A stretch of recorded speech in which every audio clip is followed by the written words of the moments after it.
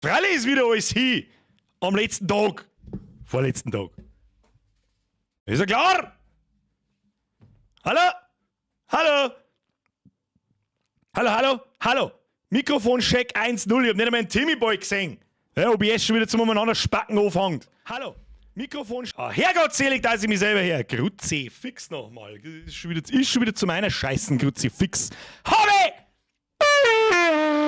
Übrigens, 1 Bürger 1, letzter Montag vor der Sommerpause. So sieht's aus. Urlaub ist er nicht. Wo? Ich weiß schon.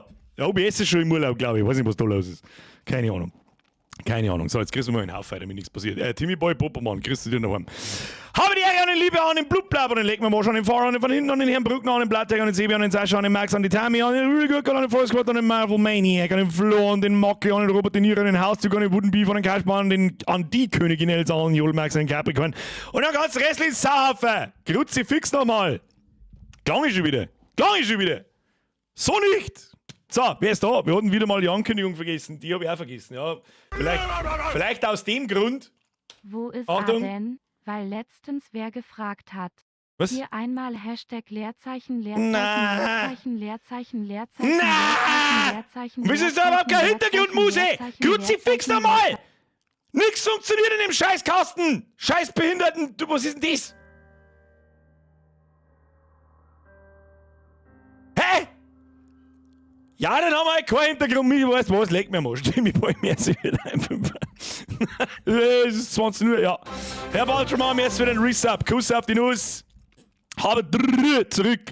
So, die allerwichtigste Information heute ist, damit es auch jeder mitkriegt, so wie es ist. Heute letzter Gaming-Stream. Einer geschissen. Vollidiot. Mr. Saufi, Kuss auf die Nuss. Schluss mit dir. Ab nächster Woche bin ich fort. Urlaubszeit. Sommerpause! Am Mittwoch machen wir nochmal einen Blättschmerz und heute spielen wir Cataclysmo! Das ist mir einfach ins Steam beim Düdeln ist mir das über die Füße gefallen und ich mir gedacht, hey, was ist das? Indie-Game? Nimm ich! Kype! Kuss auf die Nuss! Merci für den Resub! Halb! Der How-To war saugut! Passt dir! Das war das nächste gewesen, was ich gerade. Ich hoffe, jeder da erinnert das gestrige Video gesehen. Wer es noch nicht gesehen hat, wer Bock auf eine Viertelstunde How-To hat, ja, die Zeit ist gekommen. Und jeder, der es nicht gesehen hat, aber gerne sehen darf, den darf ich empfehlen. Ja, du weißt es, aber es ist, ne? Genau. Oli, Sliden Christi, Hashtag traute me, Blizzard. Map, Schmipper, Money, Urlaub, Deep, Olympia. Ja. Das war mir gestern wieder ein Fest. Gestern war mir kurz langweilig, habe ich auf Facebook schnell einen Screenshot gemacht von der Olympia-Eröffnung. Dann habe ich einfach hingepostet und habe gesagt, so, ich wollte mir schnell fragen, ob jeder eigentlich bloß einen Verstand verloren hat. Oh, das ist ja so köstlich in die Kommentare. Das ist so köstlich, wer sich da als absoluter Volltrottel outet. Das ist einfach so geil. Das ist einfach so geil. Wer ist überhaupt drauf? Flo! Flo! Wer ist wieder ein Resub? Schnucci, wer ist wieder ein Resub? Wer ist da? Der Fab? Der Gint!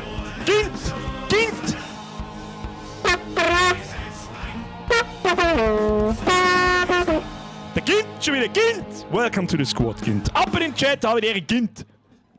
So schaut's aus. Das ist ab jetzt sein Spitznamen. Haben wir so eingeführt. Wer ist das wieder? Sebi. Und ich geht ja wieder, die Liste ist schon wieder 8 Kilometer lang. Ich weiß nicht, was das soll. Der Juli war wirklich jetzt nicht ganz sauber. Das ist alles, was ich weiß. Sebian, auf zum Endspurt. Kuss auf die Nuss. Löwensepp. Es fuck ein schöner vor der Sommerpause. Sie, Senior. Hashtag Hackelberger, Hashtag Guide fürs Taverne Nessen, AF Kreta. Das werde ich investieren. So wieder, was ist. Sowas von investieren. Am Samstag in der Woche sind wir schon fort. I fucking love it. Es ist doch jetzt sehr schnell gegangen, muss ich ganz ehrlich sagen, aber da reden wir am Micker drüber. Bürgers Kardiologe, Blutdruck, Alter, chill, Mann, was für Blutdruck? Ja, wenn ich jemals einen Tauchschein haben will, haben wir vorher gerade festgestellt, da muss man da zum Doktor gehen und muss sich eine Tauchfähigkeitsbescheinigung ausgeben lassen. Das wird so nix. Bürgers Kardiologe, merci dir. Timmy Boy, Kuss auf die Nuss, Grüße zu dir daheim. Alle Kriegsgefangenen wollen die Freiheit, außer den Franzosen, die wollen Liberté. Kappa, was? Alle Kriegsgefangenen wollen die Freiheit, außer den Franzosen, die wollen lieber Tee. Das verstehe ich nicht. Nein, das verstehe ich nicht.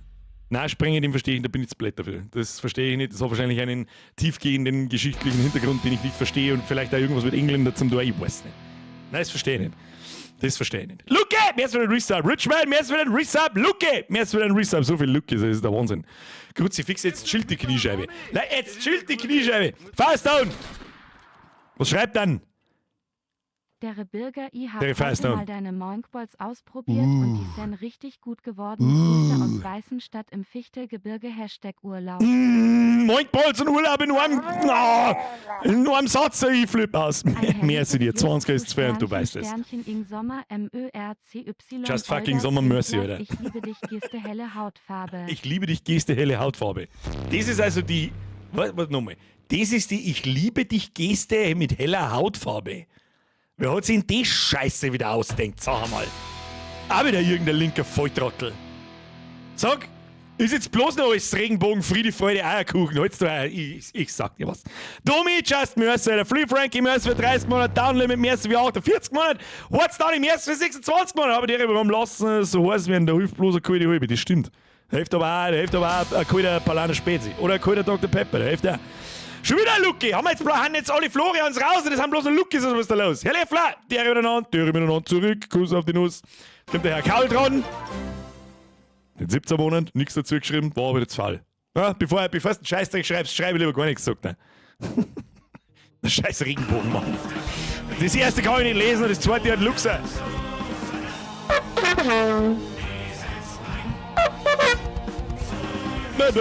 Da umgekehrt! Mr. Luxor, welcome to the squad. Merci für die Mitgliedschaft. Kuss auf die Nuss, ab in den Chat. Aber der Luxor, was fast auch wieder Lucky heißt, aber noch fast. Schnutschi! Schöne Grüße in die Schweiz, glaube ich. Ist da immer angesagt. Merci dir, Kuss auf die Nuss. Was ist Zeichensprache, du Sepp? Was für.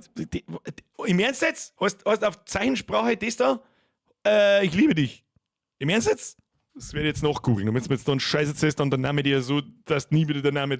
Das sagst, das hast du in deinem Leben noch nicht gesehen. So. Zeichensprache, ich liebe dich. Bild.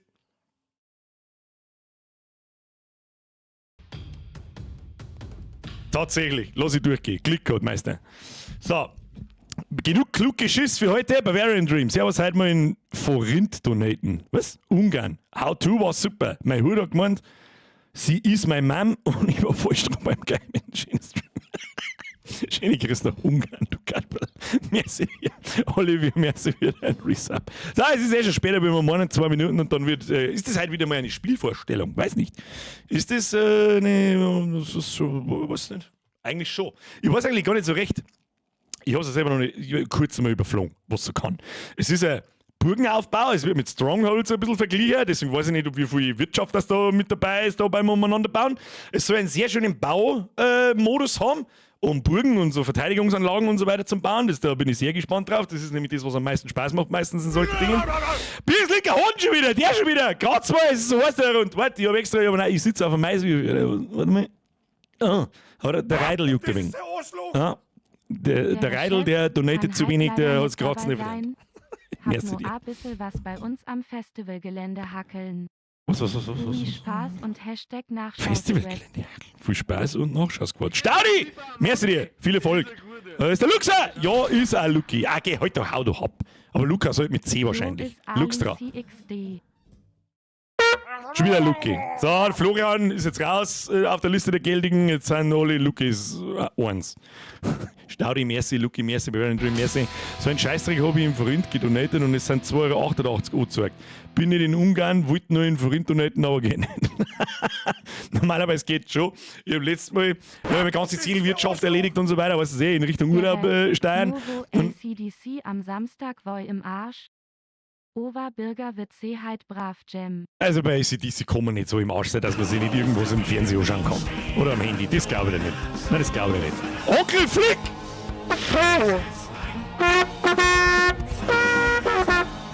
Mr. Flicks, ne? Ab in den Chat, aber die Ehre an den Onkel Flick. Ja? Nicht Fick. Nix Onkel Fick. So nicht. Der heißt normal Onkel Werner. Hm? Danke für die Mitgliedschaft. Kuss auf die Nuss.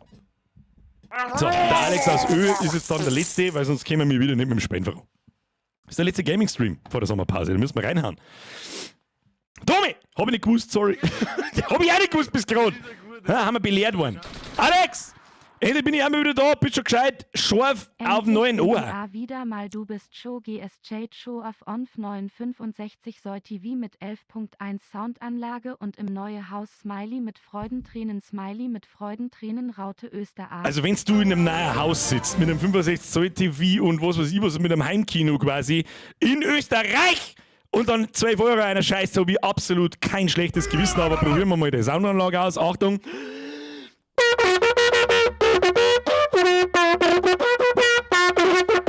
Sagst du mit deinen Nachbarn kleinen schönen Grüß, damit sie gleich mal wissen, was geschlagen hat. So, Herr Bruckner, wir jetzt wieder ein Resub und jetzt ist Schluss! Aus, pfui Teufel, aus mit den Donation Sounds. Wir spielen wir heute Cataclysmo. Was das genau kann, habe ich glaube ich gerade so halbscheidig versucht zu mir erklären, wo ist das scheiß Symbol. Möchtest du mir jetzt verzeihen, dass ich es nicht runtergeladen habe, dann kriege ich einen Schlaganfall. Doch, da. Passt schon. Maul einen Fettsack aus dem Internet, schalt dumm und späbst, damit er Ruhe ist. So Wahnsinn.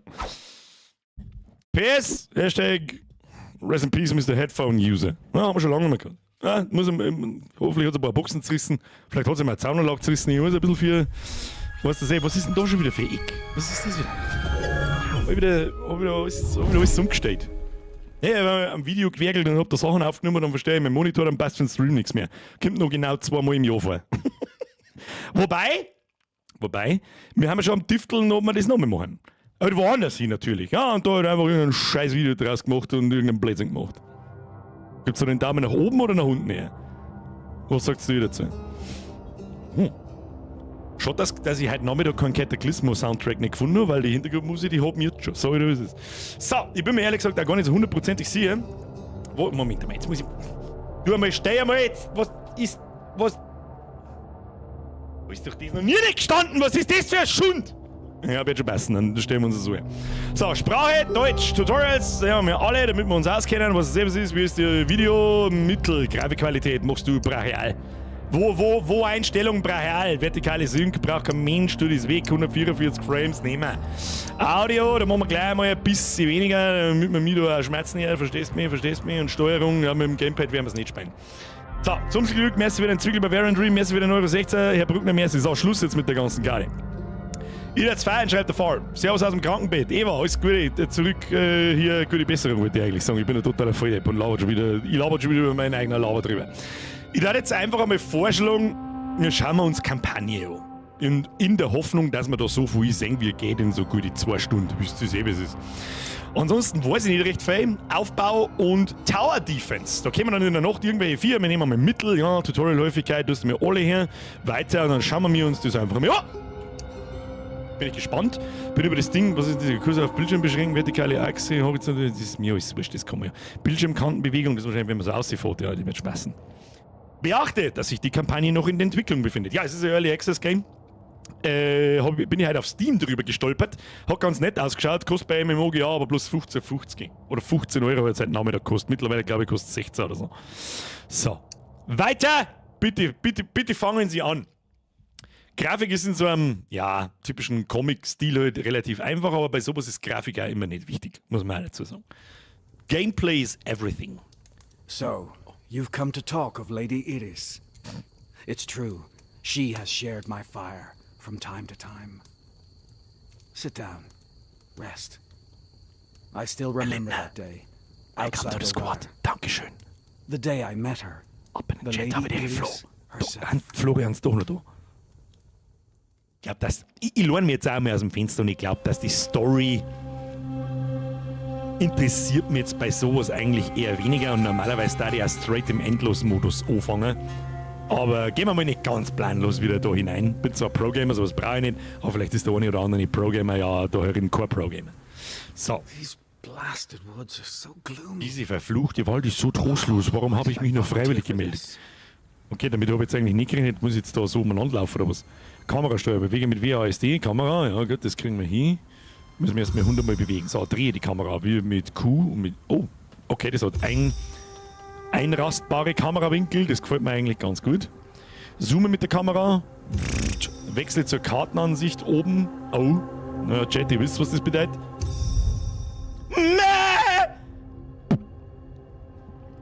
Wobei so richtig mappig ist das jetzt da nicht. Ich habe ehrlich gesagt nicht damit gerechnet, dass wir jetzt da umeinander reden müssen. Oder was müssen wir da? Ich gehe besser weiter, wenn ich diese Nachricht überbringen will. Ja, dann Auswählen und Bewegung von Einheiten. Gut, im Prinzip ist ja ein Strategiespiel. Man, das werde ich den erst noch hinkriegen. Huh? Uh-huh. Und dann Rechtsklick. On it. Und dann Right away. düdelt der da so von allein umeinander. Okay, kriegen wir hin. Kriegen wir alles hin. Easy. Perhaps this way. Hier entlang vielleicht.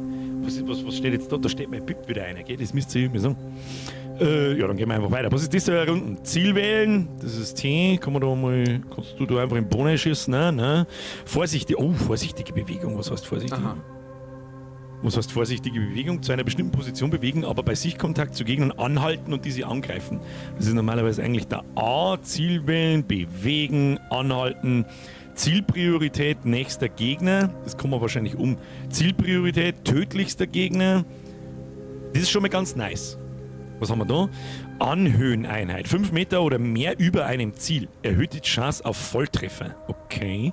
Das heißt also, wie wir uns da platzieren, spielt durchaus eine Rolle. Eine Lolle. So, die Frage ist jetzt... Post me high. Doing it. Gehen wir mal einfach weiter. Doing it. Okay, wir pummeln jetzt da so ein bisschen durch den Wald durch. Aber wo ist der eigentliche... Ich möchte ja bauen. Ah, da werden wir schon noch dazu kommen. Herr Lindner. Was ist denn da wieder? Herr Lindner habe ich noch gesehen. Mist. Herr Werkboss, was ist denn da wieder los? Servus Birger, danke, dass du machst, was du machst. Da muss sich wirklich keiner bedanken. Herr Werkboss, Kuss auf die Nuss, das ist sauber 2, aber das habe ich dir auch schon ein paar Mal gesagt, glaube ich. Aha. Dankeschön. Right So, away. da hinten werden wir müssen nämlich ganz schwer an. On it.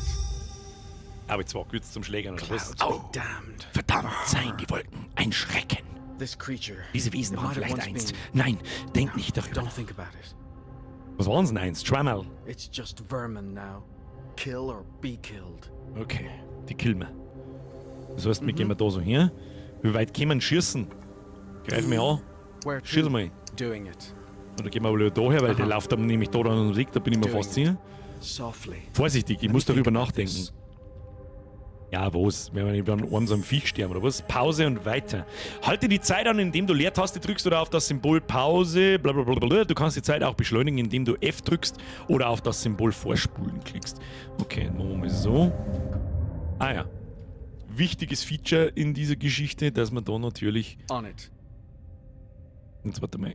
Bewegen, Ziel wählen. Wo geht er da hin?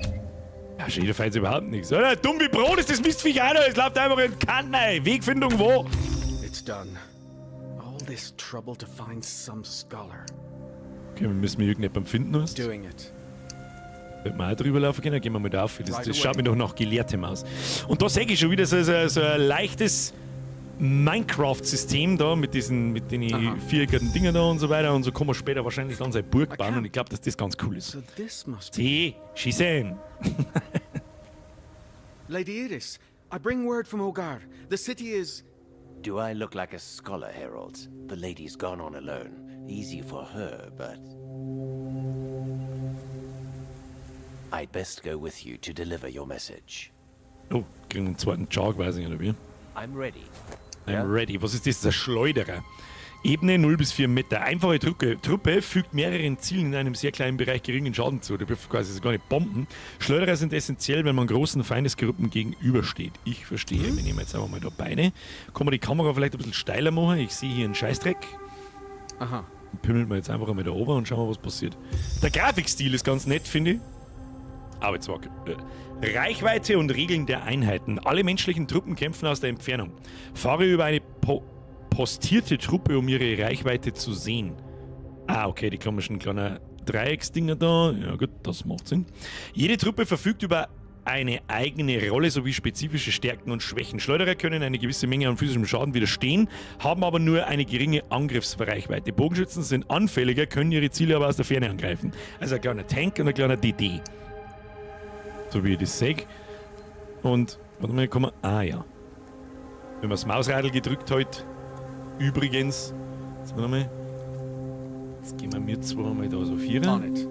Und eigentlich muss er eher da Aha. ein bisschen Makes Vierer. sense. Ah, wenn es pressiert, damit er wieder Yes. Zeit zum Tanken hat. Yeah, Wie wird der man jetzt da? Kommen wir da a auf? solid plan. Ah, gleich mal doing aus it. erhöhter Position schießen, Yeah, damit. Ah, schau her. yeah. Kommt jetzt der da Vierer oder was? Oh. Ah, es ist easy. Where to? Easy, da fällt Aha. mir gar nichts. Die Viecher haben wahrscheinlich noch kein Problem, wenn sie nicht zu 50 kämen, was später passieren wird. Truppen auf der richtigen Geländehöhe. Verschiedene Truppen kämpfen besser auf verschiedenen hohem Gelände. Ebeneneinheiten sind gut gegen Ziele auf ähnlicher Höhe, während Anhöheeinheiten eine höher gelegene Stellung brauchen, um mit höchster Effizienz zu kämpfen. Alle Einheiten bekommen Angriffsboni, wenn sie auf der richtigen Geländehöhe kämpfen. Anhöheneinheiten profitieren zum Beispiel davon, wenn sie 5 bis 10 Meter über ihren Zielen stehen. Vor allem mit dem Cursor über die Raute über dem Porträt einer Einheit, um ihre bevorzugte Geländehöhe zu sehen. Das haben wir selber schon mehr oder weniger herausgefunden. Aber wir kriegen jetzt da schon so eine kleine Art Gezo-Burg hergeschissen. Jetzt nehmen wir mal Arm. Dann stellen wir mal da her. Aber wo? Ja, das macht er allein, oder? I'm ready. Go. Dürfte der von da oben bomben, aber ist mir wurscht. Ja, schon, ja. Bist zwar nicht ganz effizient, aber die Mistviecher kommen ja auch nicht her. Weil sie offensichtlich dumm wie Brot sind, was ein Vorteil für uns ist. Was auch immer die sind da. Hoppala, haben wir ein bisschen weit reingescrollt. So, wo müssen wir hin? Da müssen wir. Right away. Right away. Vielleicht hätten wir einfach da greifen können. Aber ist ja wurscht. Sicher ist sicher. Sicher ist sicher. Kinder, sicher ist sicher. Uh-huh. Doing it. Mal reingedüdelt. Ich nehme See mal. that ancient beacon? Only one person can light him. The lady passed through here. Wer ist denn da gerade die We need to Senora? cross. Let's check that salvage pile for something we can use.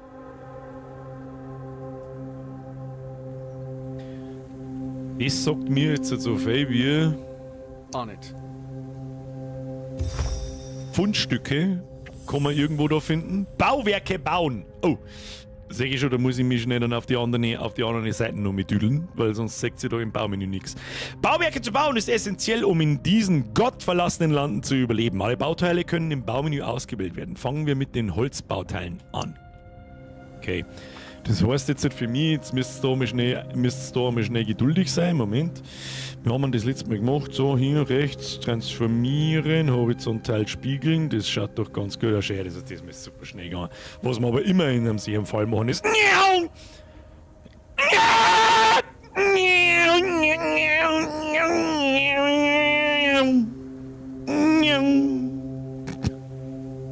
So.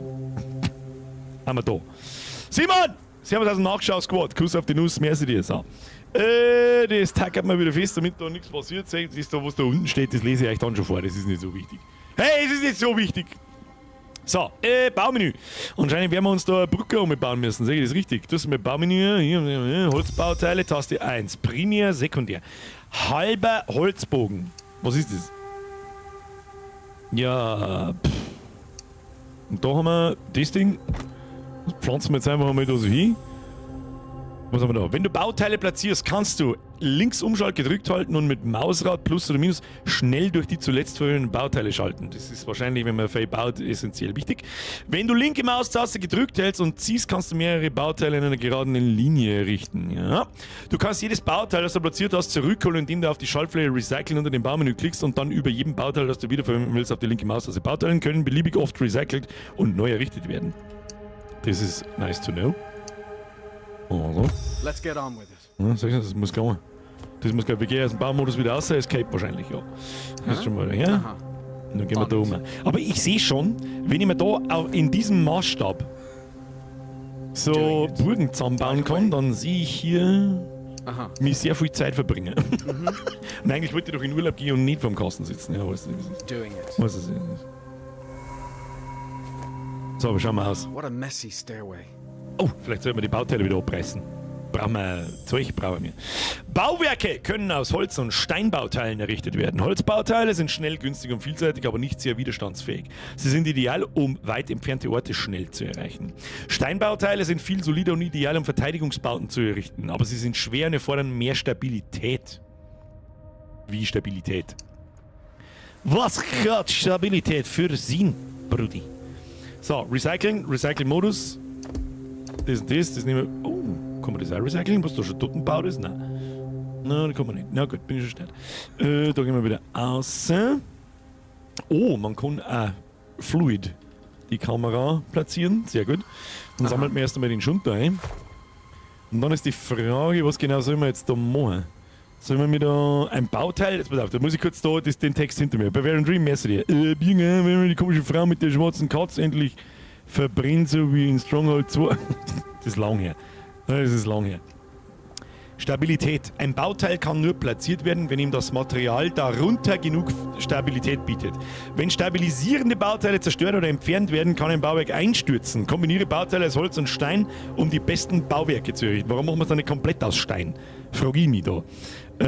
Jetzt meine, bauen wir erst einmal, können wir schon jetzt hat sich viel freigeschaltet, schau mal her.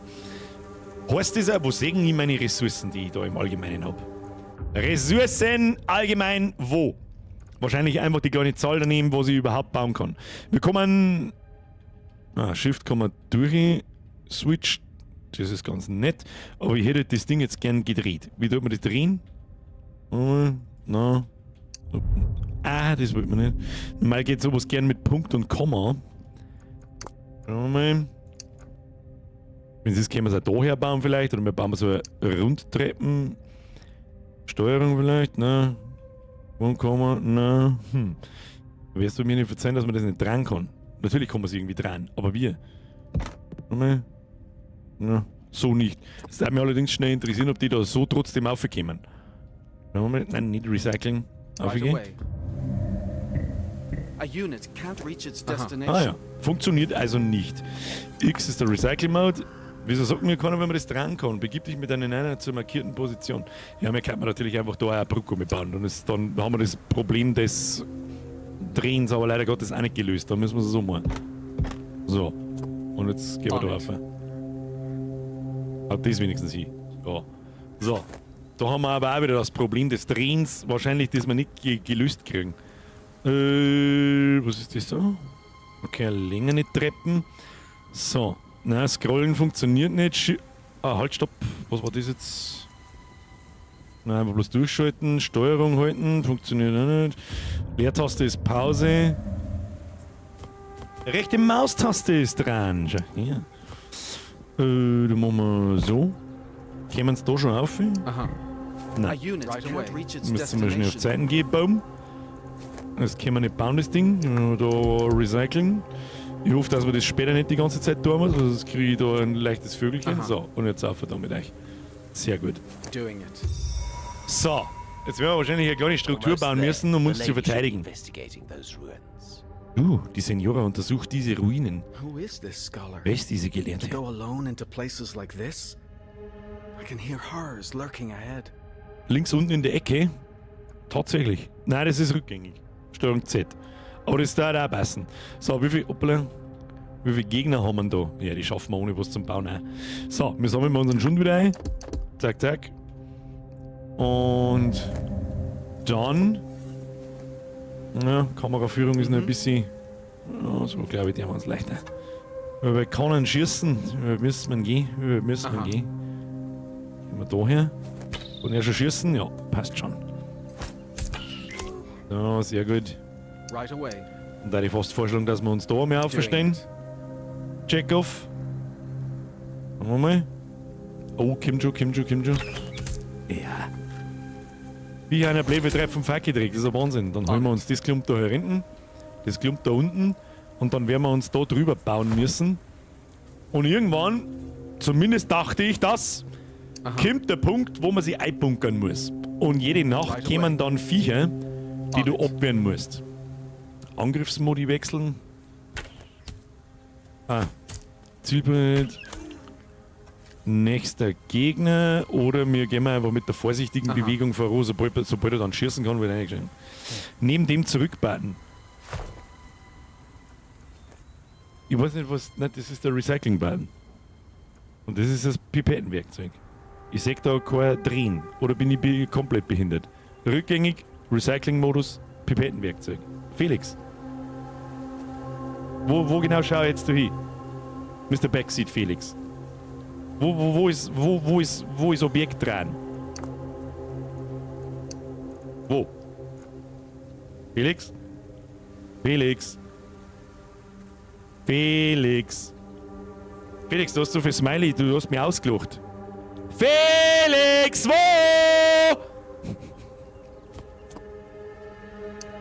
Muss man rechnen damit. Doing it.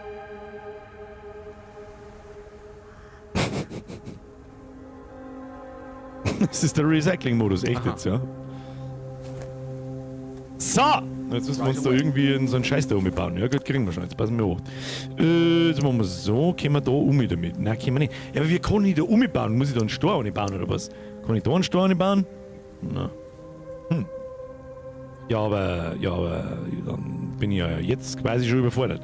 Das probieren wir jetzt einfach mal aus. Das machen wir mal so und so. Das sind die 2 Unterbauten. Oder 3, ist ja völlig wurscht. Machen wir mal so. Haben wir vielleicht nur schon. Oh, da haben wir ein Steinziegel. Oh! Ja, vielleicht hätten wir den vorher, das hätten wir vorher anschauen müssen. So wie das ist, den wir mal weg da. Ah, das schaut doch stabil aus. Wenn das nicht stabil ausschaut, dann weiß ich es auch nicht. Ich glaube, den ganzen Scheiß, da brauchen wir gar nicht. Und dann nehmen wir den langen Dings da. Aha. Da können wir rauf. Ich glaube, da können wir allgemein einfach rauf. Und da gehört noch einer hin. Und dann tüdelt man jetzt da mal so rein. Uh-huh. Da können wir The nicht unit auf. Na can't gut. reach its Dann destination. müssen wir da noch, bauen wir da noch 2 Steine hin Right und dann away. müssen sie raufkommen. Sehr gut. Uh-huh. Was da auch für mich On sagen? it. Tatsache. Ja. Und wieder irgendwelche Arschlochviecher? Weiß ich nicht. Aber ich sag das, was es ist, wir nehmen die Ressourcen mit. Zugelassen wird nix! Landschaftsbauteile nicht recycelbar. Na gut. Bauen halt Doing nicht. it. Uh-huh. Uh-huh. Aha, sagt er. Ich mag mir jetzt einbunkern! Oh, haben wir jetzt die Lady gefunden? I bring an urgent request. Ja, kurz einmal das Tutorial Ogar durchprügelt, was expects es an ist. attack. The gates are... She listened to my message, or pretended to listen. It didn't matter. She knew what to do. If Ogar calls, we go. Da muss ich einen Schnobel. Abgeschlossen! Erhaltene Erkenntnisse 0 von 0. Ja, ist okay. Levelstatistik, überbringe die Nachricht, bla bla, wird schon passen. Einfach straight weiter, damit wir zangen, weiß ich nicht. Schau her, Felix, so macht man's. Schau, so bis der Felix macht, so macht man's. It must Achtung, be ich entschuldige mich told zutiefst from bei the Ihrer beginning. Hoheit, das war mein Fail. Sagst du das? Sagst du das? This was Entschuldigung, our angenommen. world. Then the Perlas appeared, and everything changed. They revealed a great secret to humanity, a great power, the Palido. We built ourselves a sublime domain. The Perlas glowed for us. Yet as time passed, we realized everything has a price. Egal, You all grüß know what Gott. happened next. The Cataclysmo.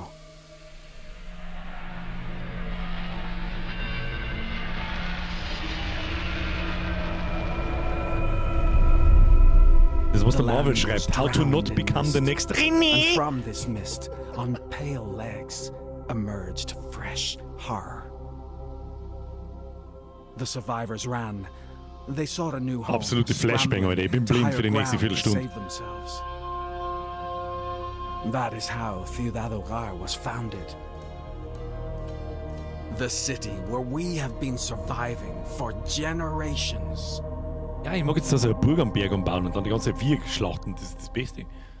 Ich sag's es ist, ich glaube nicht, dass mich so eine Kampagne storymäßig da hineinzieht. Wer da Bock drauf hat, um Gottes Willen.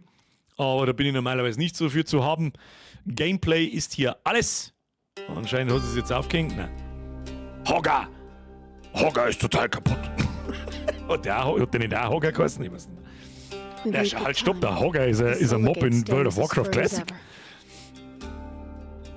Das Solartor, doch wenn die Berichte stimmen, wird das Tor bald The gate will be angegriffen under werden. attack Oh, müssen wir bauen. Aber was müssen wir bauen? Das ist schon fertig. Senora Iris ist eine Spezialeinheit. Sie wurde mit einer Perla geboren und ist eine der wenigen lebenden Gelehrten, die die Artes ausüben können, die den Grundstein der Verteidigungsstrategie der Menschheit darstellen. Hogger Raid! Aber ich tue nicht so weiter. Ja, okay, verstehe schon. Das ist ja schon 2018. Alter. Our scouts say Wer that spielt Snoring neu is WoW arriving oder from the an? south. Ende August? Wer die 90-Euro-Version kauft, damit er 3 Tage früher spielen kann, soll sich von mir gebockfotzt fühlen. Die kaufe ich nicht. Sag ich dir, was es ist. Ich kenne einen, der darf das, sonst keiner. So, Schreckensschwärme. Schrecken werden von Menschensiedlung angelockt und greifen sie häufig an. Schwärme greifen jede Nacht an, aber vereinzelte Schrecken können manchmal auch am helllichten Tag angreifen. Okay. Generationen von Verteidigern haben gelernt, die Richtung und Stärke von angreifenden Schwärmen vorherzusagen. Wie sagt man das? Number of Waves, okay. Indem du über das rote Symbol fährst, kannst du sehen, welche Art von Feinden und welche Schwarmgröße erwartet wird. Aha. Der Highlander ist seit 5 Jahren WoW-frei. War wahrscheinlich eine gute Entscheidung. Aber nice, Add-on Ring ist eigentlich immer ganz geil. So, erste Season, erster Raid und so und dann flaut's bei uns auch wieder ab. Mal schauen, was passiert. Was jetzt mal langsam? Was soll ich machen? Tun wir den Scheiß da unten weg. Was ist das da? Um Gottes Willen, du kannst nicht einfach eine fertige Burg erstellen. Was soll ich denn da noch machen? Da stellen wir dort Bogenschützen auf. Da stellen wir dort Bogenschützen auf. Das ist gut. 2 da, 2 da. Wie viele Einheiten haben wir? Begib dich mit deinen Einheiten zur markierten Position. Ja gut, das wird mir wieder vorgekaut, was ich da muss. Wo ist denn die markierte Position? Da ist die markierte Position. Alter, wenn ich so eine Burg schon sehe, da brauche ich ein Vierteljahr, bis ich die gebaut habe. Schauen wir mal, wie die da durchdüdeln. Ja, das ist ein Treppenhaus baut. Aha. Da kommen ja dann die Viecher auch auf. Das darf ich da hinten vielleicht noch ein bisschen zubauen, dass der Weg weiter ist. Die Nacht ist fast gekommen. Dann haben wir schnell auf Pause. Anzahl der Wellen. Ja, da war die Anzahl dann auch nicht schlecht. Anzahl der Wellen. Recht viel sehen du jetzt so nicht. Ja gut, aber ist halt noch Tutorial. Schauen wir mal. Was ist denn mit den anderen zwei? Stellt sich einmal aus, oder? Reichweitenstärkung. Reichweitenstärkung. Ja, aber was mit den anderen zwei? Das ist ja total verschenkt! Ja, dann geht's ja dir da rein. Direkt vor Stil. Wo kommen sie denn? Wenn er jetzt den schnell 5 Millionen Viecher kommen, oder? Die Burg ist ja schon gebaut. Ja, ich glaube, dass das halt, wir haben ja immer noch... Maxi! Schluss! Der ist ein wenig spät, was habe ich versandt? Das Tutorial. Wo kommen die 4? Oh, da kommen aber 5 hier. Kuss auf die Nuss, merkst du dir, ich muss mich konzentrieren, das ist zu viel und du weißt es. So, was kann sie? Sie kann ja auch irgendwas Bestimmtes. Hauen jetzt die Viecher eigentlich da so Stronghold-mäßig auf die Burg ein, oder was ist da? Oh, die hauen da tatsächlich... Ah! Die hauen einfach die Treppen kaputt, die Arschviecher! Kann doch nicht sie irgendwas krass oder so? Da kostet sich uns zaubern oder irgendein Scheiß. Nicht? Geländehöhe, Spezialisierung der Einheiten. Denk dran, ja, das hab ich doch alle platziert da. Schießen die schon aus dem Fenster raus, ja. Ich meine, das wird wahrscheinlich Teil des Tutorials sein, dass wir da... Jetzt warte mal, schieß mal du ihren zusammen da. Oh, da musst du ganz aufgehen, musst du ganz aufgehen, musst du sagen. Schieß mal da rum. Aber wir können wir nicht schießen da! Was tut denn eigentlich sie? Greif mit ihm oder was weiß ich, was du tust? Schießt denn hin? Was ist mit ihm da? Ja, tolle Wurst. Gehen wir da rauf. Du musst ja da oben schießen können, das gibt's ja nicht. Hat sich jetzt da unten in dem Eck da. Hau da auf die Kisten drauf, der Trottel. Schießen das Mistviech. Reichweitenstärkung. Nein, tut er nicht. Wir sollen ihn jetzt umbringen da! Warte mal. Schicken wir den einmal da oben. Das geht nicht. Ja, wir sollen ihn jetzt da drauf. Was soll ich machen? Was mit da? Und den schick. Ach du Scheiße. Den locken wir jetzt da Vierer. Nicht, du sollst drauf schießen, Meister. So, hat's ihn schon. That was too small for a swarm. And too easy. Ach, das war zu klein für einen Schwarm. Luke, jetzt für einen Fünfer. Hocker war der Knoll, den man immer mit Level 1 geradet hat. Ja, ja. Im Mali-Gebiet. Im Mali-Gebiet kenne ich mich nicht so gut aus, weil ich immer nur Horde gespielt habe. Außer in Season of Discovery habe ich das erste Mal in Ali im Classic gespielt. Na super Leute, mein Wife schreibt mir jetzt auch Fakes. Ich liebe euch dafür, merci. Tja, oft einmal geht's schneller bergab, wenn man schauen kann. Verteidigungsbauwerke aus Stein bauen. Höhere Steinmauern haben eine bessere Haltbarkeit und halten Angriffen länger stand. Je höher die Mauer, desto stabiler ist sie. Das nennen wir Robustheit und es macht Steinbauteile zu wichtigen Bauteilen für Verteidigungszwecke. Ich verstehe. Und die werden dann auch andersfarbig, wenn ich das da gerade richtig gesehen habe. Wenn die Robustheit eines Steinbauwerks steigt, siehst du, dass sich sein Aussehen leicht verändert. Die Robustheit kann bis zu 3-mal erhöht werden. Kurz gesagt, hohe Mauern sind robuste Mauern. Okay, Robust 1, Robust 2 und dann 1, 2, 3, 4, 5, 6, Semi-Ho ist dann die letzte Stufe. Ich verstehe. Basti! Rinnen, der Olga! Bin schon drin, bin Kilo... Oh, jetzt müssen wir selber bauen. Was müssen wir denn jetzt bauen? Dann machen wir erstmal Pause. Platziere Steinbauteile im Gebiet.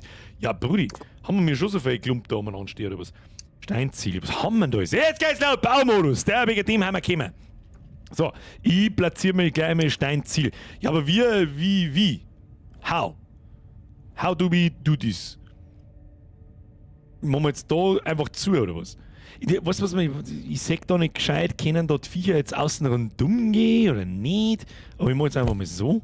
Wir können es ja wieder abreißen, kostet nichts. Das ist, was übrigens sehr angenehm ist. Fühlt sich von Anfang an, habe ich nicht, ich habe zum Beispiel jetzt keine Lust, die ganze Zeit auf meine Ressourcen aufzupassen. Oh, jetzt habe ich sie platziert, wenn ich es abreiße, ist die Ressource weg. Das ist was, das nervt mich gewaltig. Darum machen wir mir jetzt einfach einmal, wie viel können wir denn da bauen?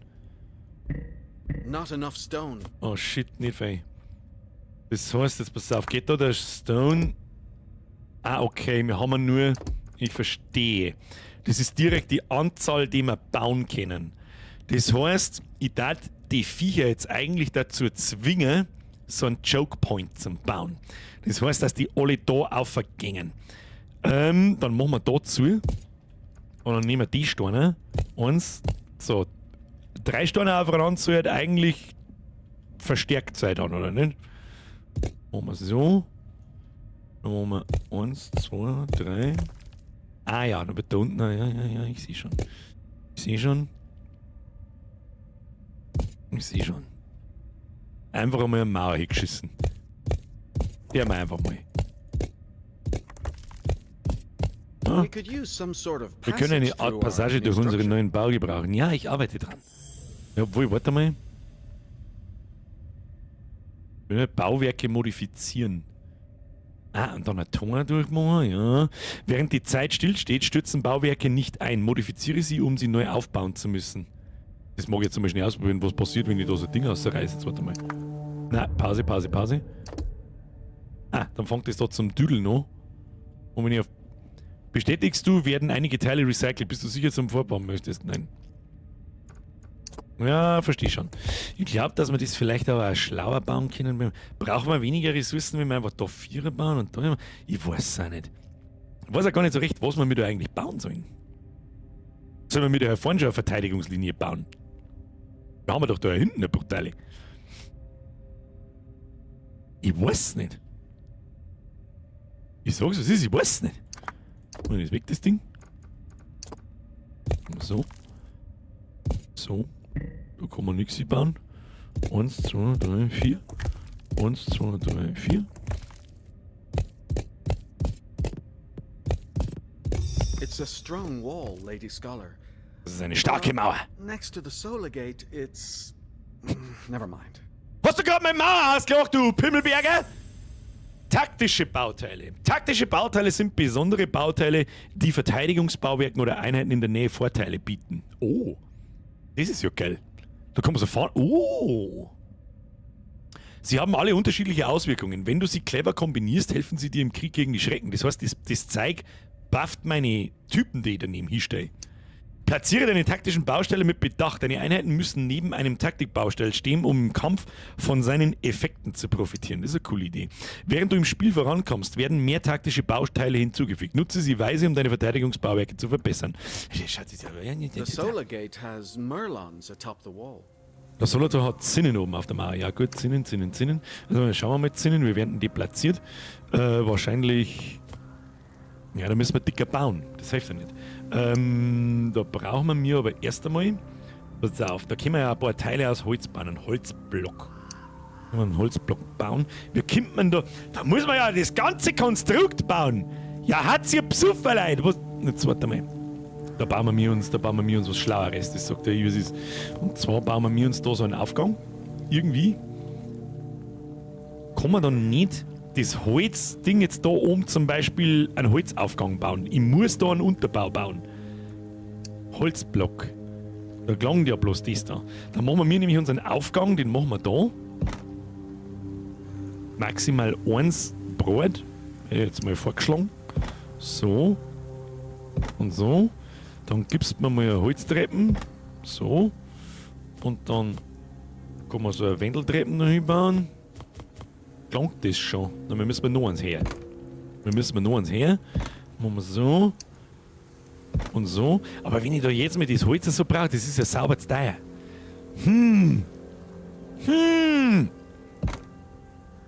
Das wäre so, wäre uns das nicht gelangen. Das soll da, wie es ist. Vielleicht kommen. Jetzt warte mal. Schauen wir uns das einmal eine Tür. Dann haben wir eine Flügeltür.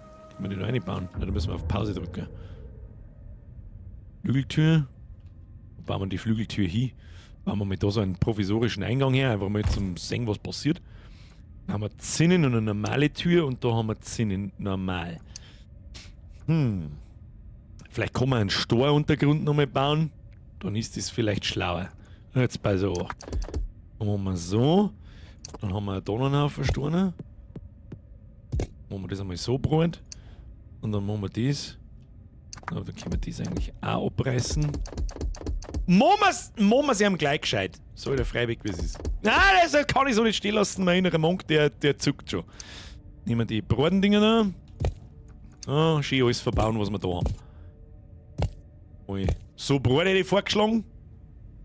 So. Dann machen wir diesen hier. Und dann machen wir da 1, 2, 3, 4. Not enough wood. Mehr können wir nicht bauen. Machen wir es halt so. Und dann bauen wir die restlichen 4 bauen wir da so hier. Not enough wood. Und einfach, wenn wir es kennen, bauen wir das da her. Die Frage ist jetzt natürlich, da ist unser Tor natürlich für den Arsch. Unser Tor ist für den Arsch. Wo bauen wir das hin, dass man durchgehen kann? Das weiß ich nicht.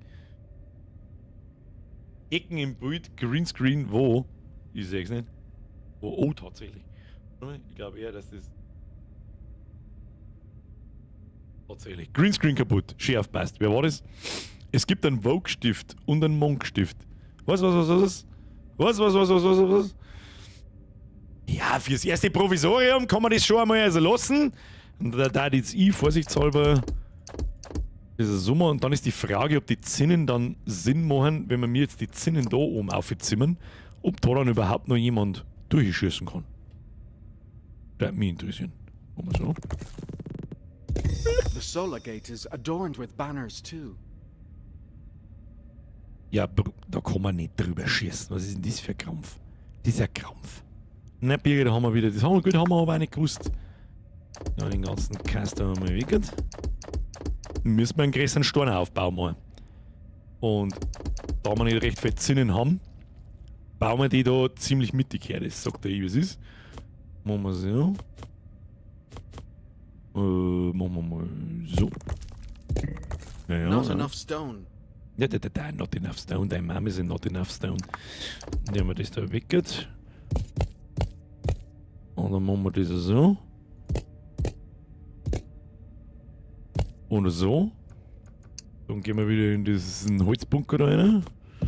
Und so. Ein Treppchen.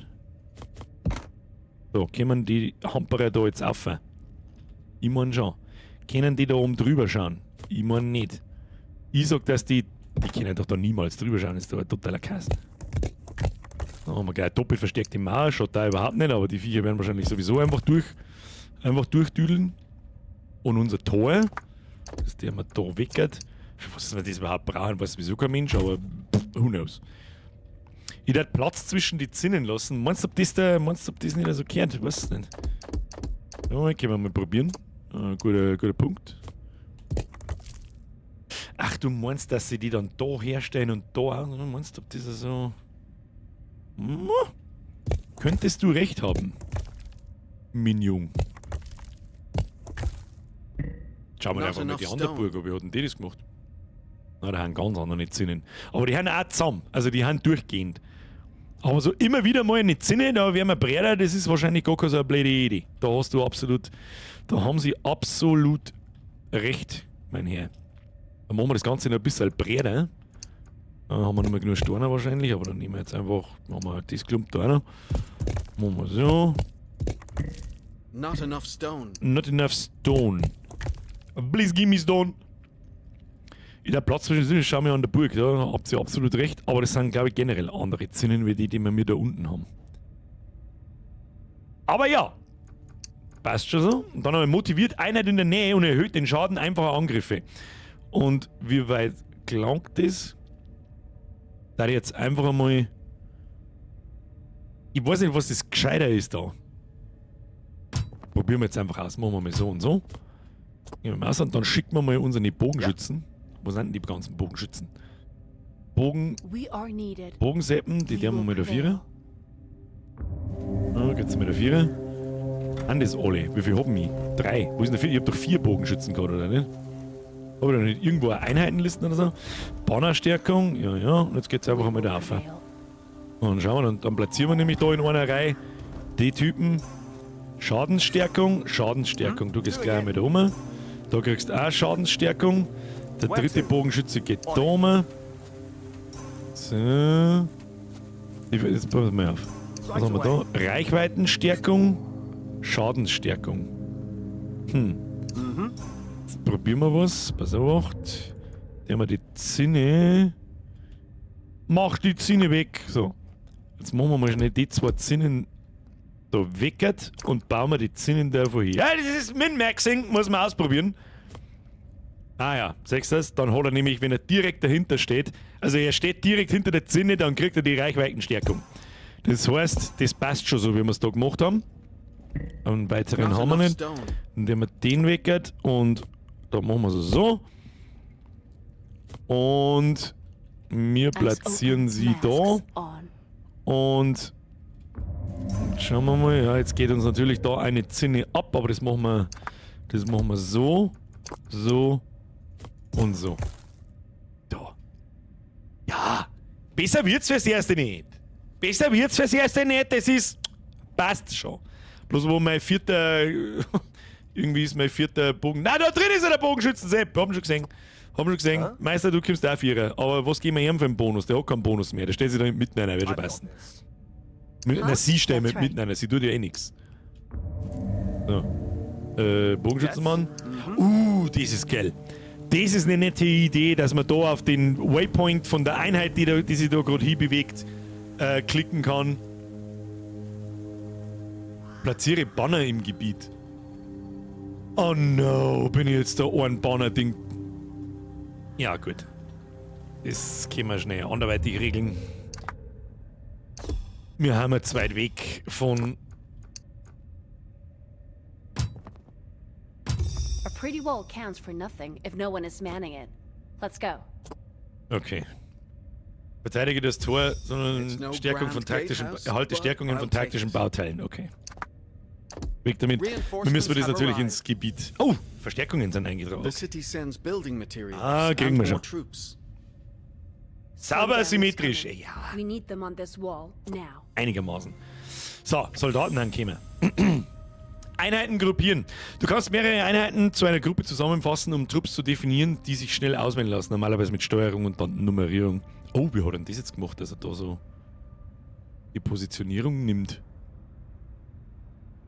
Weiter. Du kannst Einheiten gruppieren, indem du Steuerung-Taste irgendwas gedrückt hältst, während mehrere Einheiten ausgewählt sind. Ja, wie in jedem Strategiespiel. So, jetzt bauen wir erstmal unsere Dinger da wieder hin, damit die da sauber gebufft werden. Oh, der Night ist nearly hier. Die Nacht ist gekommen. Schnell, auf da! Auf da! Super heftig, Pipa! Die haben halt da keine Zinnen und so weiter, aber das ist uns jetzt wurscht. So. Da kommt Anzahl der Wellen, das habe ich noch nicht ganz verstanden. So. Muss ich mich da an der Farbe orientieren. Habe ich wieder nicht gescheit gelesen. Naja, was das ist. So. Die Bogenschützen-Seppen, die können eigentlich weiter schießen, die können ein bisschen weiter da hinten, die haben wir da noch einen hier, die haben wir da noch einen hier. Und dann stellen wir mir vorn Droh, stellen wir links 2 von denen und links 2 von denen. Dann schauen wir wieder richtig, können die Viecher eigentlich zurückschießen oder so? Weiß jetzt auch nicht. Haben wir noch Steine? Was wir dann nämlich machen? Zack, zack, zack. Ma, verstärken! Ja, damit sie die Vorbänder nicht, dass die da auf die Idee kommen, da an der Seite nochmal anzupimmeln. Not enough stone. Not enough stone! Das ist natürlich nichts. Storwegel können wir auch bauen, Tore und so weiter. Na, wir haben alles, glaube ich. Ah, schaut gut aus, gib ihm. Komm, gib ihm! Hast nicht gerade Baumaterial bekommen? Nicht so wirklich, glaube ich. Also Steine sind alle verbaut. Warum? Ah gut, da ändert sich die Burgfarbe nochmal, weil wir Zinnen oben hingebaut haben. Und das da ist wahrscheinlich unsere Schwachstelle. Das ist die Frage, wann es soweit ist. Kann man da vorspulen mit F. Spielgeschwindigkeit ein bisschen plus. Aber recht für einen Teufel schneller geht es auch nicht. Verteidige das Solotor gegen Angriffe, 0 von 1. Erhalte Senora Iris am Leben. Ja, das ist der Plan. Aber da hat es doch vorher gekostet, konnte ich nicht zaubern oder irgendwas schön. Oh, jetzt geht's los. Sunset, the swarm is here. Da geht's los! Bombt es weg, die Mistvieh! Und das ist das Tower-Defense-Element und das glaube ich, da kann man sehr viele Stunden verbringen. Käfer, Tilger, töte 100 Schrecken während der Kampagne. Achievement erreicht. Sehe ich irgendwo... Das Tor haben sie schon zusammengehauen, oder was? Ach, ich bin ein Vollidiot. Das Tor haben wir total falsch eingebaut. Totaler Kass. Totaler Kass bin ich. glaube, da muss man die Steine ausreißen und das Ding heißt. It is strange. Our forest garrison should have felt the swarm. Oh, You think something happened to them? was ist da los? All I know is that the horrors have not been this close to the city in a long time. Schlag die Trommel, blass das Horn. Oink, das Schwein ist im Anmarsch direkt von vorn. Ah, stabil. Ah, nix erneut spielen. Weiter geht's. Jetzt lassen wir mal da bauen. Oder sollen wir gleich mit dem Free... Es ist halt schon wieder 5 von 9, ich leg mich noch am Arsch. Sollen wir gleich mit dem Endlos-Mode anfangen, oder was ist da los? Oder geben wir uns die Kampagne? Was sagt ihr? Was ist wir da deren? Was ist wir da? Ja, haben wir schon lange keine Umfrage mehr gestartet. Achtung! Umfrage starten. Kampagne oder endlos? Fragezeichen. Kampagne.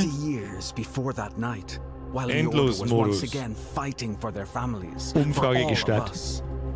A quiet sound began that would change our history. Endlos-Modus bedeutet, wir werden nicht unterbrochen von Storys an und so weiter, die mich wirklich, sorry, freiwillig, was ist, interessiert mich nicht wirklich. There she was. Und du kannst einfach dahin spielen. Also du musst bauen, Nacht, bauen, Nacht, bauen, Nacht. Und was weiß ich, was noch für Spielelemente drin sind. Ich glaube, man muss da auch in der Map umeinander und unsere Ressourcen ein und so. Ich bitte um eine Abstimmung im Chat. Los! Ich gebe euch bis um 9, dabei schauen wir uns noch Kampagne an. Und dann machen wir entweder weiter oder nicht. Basti, ich habe übersehen, Stonehold Steve ausziehen. One looked on in silence, and when she stepped forward, Wie schaut's all denn aus? arguments ceased. 75% Endlos-Modus ist ich sehe schon. Carries a burden like Sicher. yes. Ja, ich darf jetzt halt auch. Sag ja, freiwillig, was ist das, wenn ich mal so gekauft hätte offstream, da ich spätestens jetzt in She Endlos-Mode wechseln. always seemed to understand things. Wo man einfach dahin spielt. Weil others ganz could ehrlich, not. Do we not value mitziehen knowledge? Stories so schon recht schwierig in ein Spiel hinein. Und so zeichnete Dialog-Stories. Edith. So the scholars of the Ivory adopted the girl as their own child, Bis um 9 habt ihr and she Zeit und dann, grew wenn sie es like schalten. any other, slowly but steadily, always carrying her book, filled with stories from the past.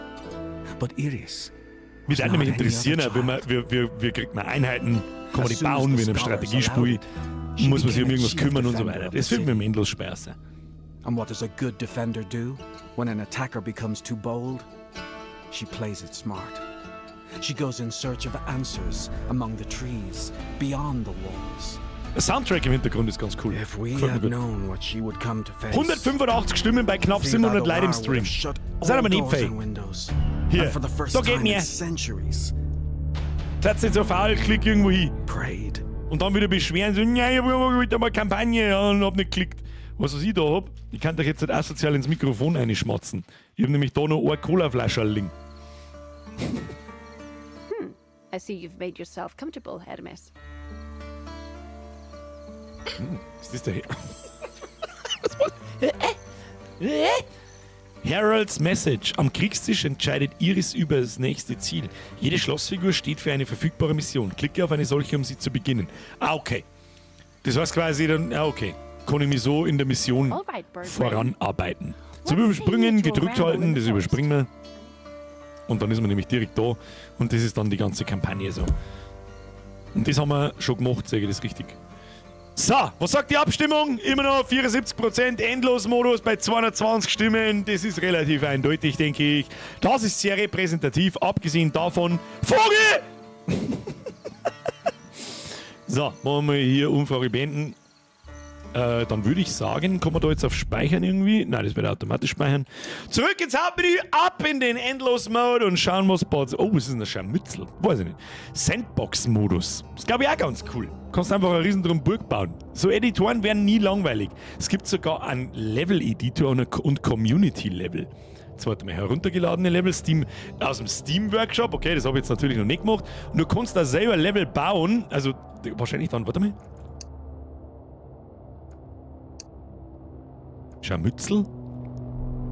Aha. Heißt denn, am Scharmützel läuft man so umeinander, so ähnlich wie in der Kampagne? Du kannst deine eigene Kampagne bauen. Wie narrisch ist das denn? Und im Endlos-Modus kannst du eine Map bauen. Das ist schon geil. Gib einen gültigen Namen. Oh!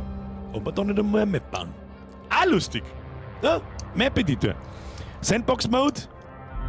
Weiß jetzt nicht, wo da der Unterschied ist zwischen Scharmützel, Sandbox-Mode und Endlos-Modus. Aber ich tue jetzt einfach mal Endlos-Modus, weil es wurscht ist. Benutzerdefiniertes Spiel starten. Nö, neues Spiel starten. Fertig. Endlose Hochebenen. Terrain, endlose Fluchtgebiete. Da werden die muss man wahrscheinlich freischalten. Ja, dann haben wir bloß die. Spiel speichern als Bürger Stream 1. Neues Spiel starten. Neues Terrain wird erstellt. Das Random Maps. Ich habe nämlich in einem Test irgendwo gelesen, dass es nur 2 Maps für einen bestimmten Modus gibt. Aber wurscht! Da pimmeln wir uns jetzt einfach. Um Gottes Willen, das ist ja Vollgas-off, einfach nur. Okay. Okay, gleich mal Pause druckt. Gleich mal Pause druckt. Um Gottes Willen, da fangst du wirklich komplett knocker da. Spinnst du ein wenig oder was? Okay. So, jetzt müssen wir uns. Oh Gott, wie der man das? Da müssen wir uns das erste Mal einen kleinen Burggraben basteln. Sehe ich das richtig? Und das Ziel ist wahrscheinlich, dass die Iris überleben muss. Und der man sie nämlich jetzt einfach einmal da auf und den Bogenschützen da auf. Die Frage, wie die da aufkommen? Okay. Wir müssen erstmal eine Burgmauer ziehen. Wie viele Ressourcen haben wir? Was? Unendlich? Alter, wie geil ist das denn? Spinnst du? Das glaube ich nicht. Na, das glaube ich nicht. Doch, muss ich nicht. Ah, warte mal. Holzfällerhütte. Er schafft Arbeitskräfte, die Holz in der Nähe sammeln.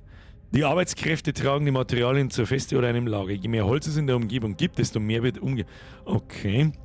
Eine Steinbruchhütte. Dann haben wir da Luftfiltration. Ja, okay, ich sehe schon. Da werden wir sofort erschlagen von 100.000 Sachen, aber das kriegen wir schon. Das kriegen wir schon. Was haben wir da? Ah ja, da haben wir Entwürfe. Oh, das ist ja eine geile Idee. Wenn das ist, was ich meine. Das ist wahrscheinlich ähnlich wie der Blueprint in Factorio. Da kannst du Burgabschnitte bauen. Hier, schau oben, links oben ist die Leiste. Was da? Ach, da, okay, frisst das. Ja, gut. Ja, eins nach dem anderen. Lass mir erstmal die Lage sondieren. Dann kannst du da einen Blueprint bauen und den kannst du sogar einen Steam-Workshop aufladen. Das heißt, dann können andere Leute deine Burgenelemente und so weiter nehmen. So, was haben wir da? Sauerstoff. Eingehend 180 pro Minute, ausgehend Einheiten und Gebäude. Okay, das ist wahrscheinlich sowas wie Nahrung. Holz haben wir 300, Stein haben wir 300 und das dann Mineralien. Okay, das heißt, das da... Ah ja, da steht die Toten. Kosten Holz. Da haben wir Kosten Stein. Was kostet das? Oh, das kostet dann Instandhaltung. Da muss ich nochmal schauen. Das ist das Sauerstoff. Okay. Und für das brauchen wir wahrscheinlich diese Luftfiltration. Haben wir so ein Ding überhaupt schon irgendwo platziert? Aber wahrscheinlich baut das Hauptgebäude, produziert so ein Grunddings. Ja gut. Was ist jetzt da? Die können ja von überall kommen. Die können von da kommen, die können von da hinten kommen und so weiter. Das sind so Steinbrüche wahrscheinlich. Dann darf ich gleich einmal sagen, Phase 1. Holzfällerhütte. Keine Ressourcen in der Nähe. Wo haben dann Ressourcen in der Nähe? Da hinten oder was? Puh, das ist aber weit weg. Wie schützt man das? Ja gut, stellen wir es einfach einmal da her. Es hilft ja eh nicht. Es hilft ja eh nicht. Nichts überschneiden. Machen wir so. So. So weit hinter wie es geht. Ja, schaut gut aus. So. Eins nach dem anderen. Stein. Steinding, das ist das da hinten. Okay, das macht Mineralien und Steine. Haben wir da nicht was Größeres und netter da? Ja, haben wir. Zugang ist wahrscheinlich das da. Das kann ich nicht ganz einkreisen, fürchte ich, aber das baue ich lieber netter da her. 6-1, 8-1. Und dann bauen wir es da her. Dann machen wir es gescheiter. So.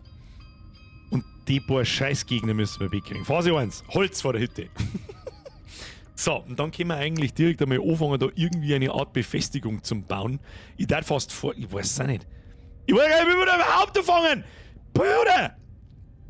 Wie baut man... Was haben wir da? Ressourcensammlung. Was haben wir da noch? Stadtwachstum. Hütte. Einfache Unterkunft, die die Bevölkerung in einer Siedlung wachsen lässt. Kann auf Stein und anderen Gebäuden platziert werden. Aber was genau tut das? Kosten dauert 35 Sekunden und kostet 30 Holz. Was haben wir da? Leuchtfeuer. Eine Laterne, die das Territorium einer Siedlung erweitert und ermöglicht, dass in der Nähe gebaut wird. Okay, das heißt, wir müssen... Das ist unser jetziges Leuchtfeuer und wenn wir da weiter ausbauen, brauchen wir die Dinge, versteh schon. Militärwachturm können wir noch nicht bauen. Was haben wir da? Das ist das da, aber man kann da einfach durchscrollen. Ja, recht viel haben wir noch nicht. Kann man irgendwie in einem Gebäude forschen oder so. Was haben wir da? Taste 0, Versammlungspunkt festlegen. Ja, wo ist der Versammlungspunkt? Den darf ich vorerst einmal da herum platzieren. Und was haben wir da? Perlaufflucht. Iris wird automatisch zur Feste teleportiert, wenn ihre Gesundheit ein kritisches Niveau erreicht. Ja, macht auch Sinn. Entwürfe brauchen wir nicht. Ja gut, dann darf ich mal sagen, bauen wir uns einmal so ein Podest in die Natten oder so. So werden wir anfangen müssen, fürchte ich. Jetzt bei so 8. Kostet 5 Steine, kostet 3. Also ist... Okay. Also haben die langen Steine immer billiger. Immer billiger als die kurzen. Verstehe schon. So, also die Frage, ob man da einen Platz lassen muss. Ich weiß es nicht. Wir werden sehen. Machen wir einfach mal so. Und kreisen wir mal unser Gebiet ein. Wie schnell geht denn das Zeug fort? Machen wir so.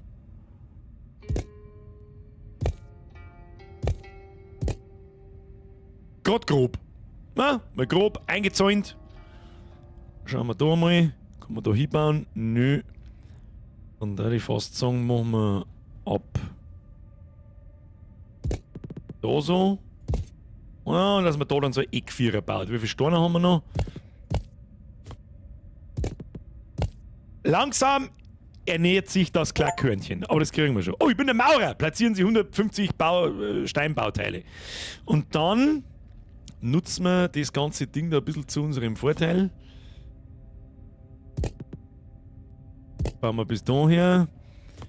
Und dann gehen uns Steine aus, oder was? Nein. Warum kann ich da nichts einbauen?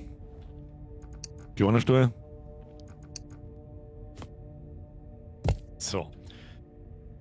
Jetzt lassen wir mal laufen und schauen wir, was passiert. Oh, da kommen schon die Viecher. Oh shit. Okay. Da kommen schon die Viecher, das heißt, ich muss ihm da umstehen. Mit Klick kommt er bis da um. Kommt er bis da um? Wieso kommt der nicht bis da um? Geh mal da um, bitte schieß bitte auf das Ding, weil ich es nicht gleich schon wieder verlieren möchte.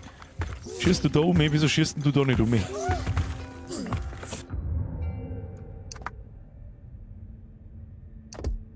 Recycling. Recycling. Erst einmal killen wir das Mistviech da. Hätten wir vielleicht zuerst da sollen, bevor wir jetzt da Steine verlieren. Kruzifix! Naja, gut. Learnet der Hardware. Steinbruchhütte bauen wir erneut. Bevor sie uns abreißen, reißt lieber ich ab. Ihr Arschlöcher. So, 1, 2, 3. Vielleicht muss ich da nächstes Mal ein bisschen drauf schauen, dass da nicht... So, Problem haben wir jetzt. Die Reichweite ist zu gering, dass wir mit da umschießen können. Das heißt, unseren scheiß Bogenschützen, den platziere ich standardmäßig da herunten irgendwo, damit ich ihn irgendwo hinschicken kann, wenn die Viecher kommen.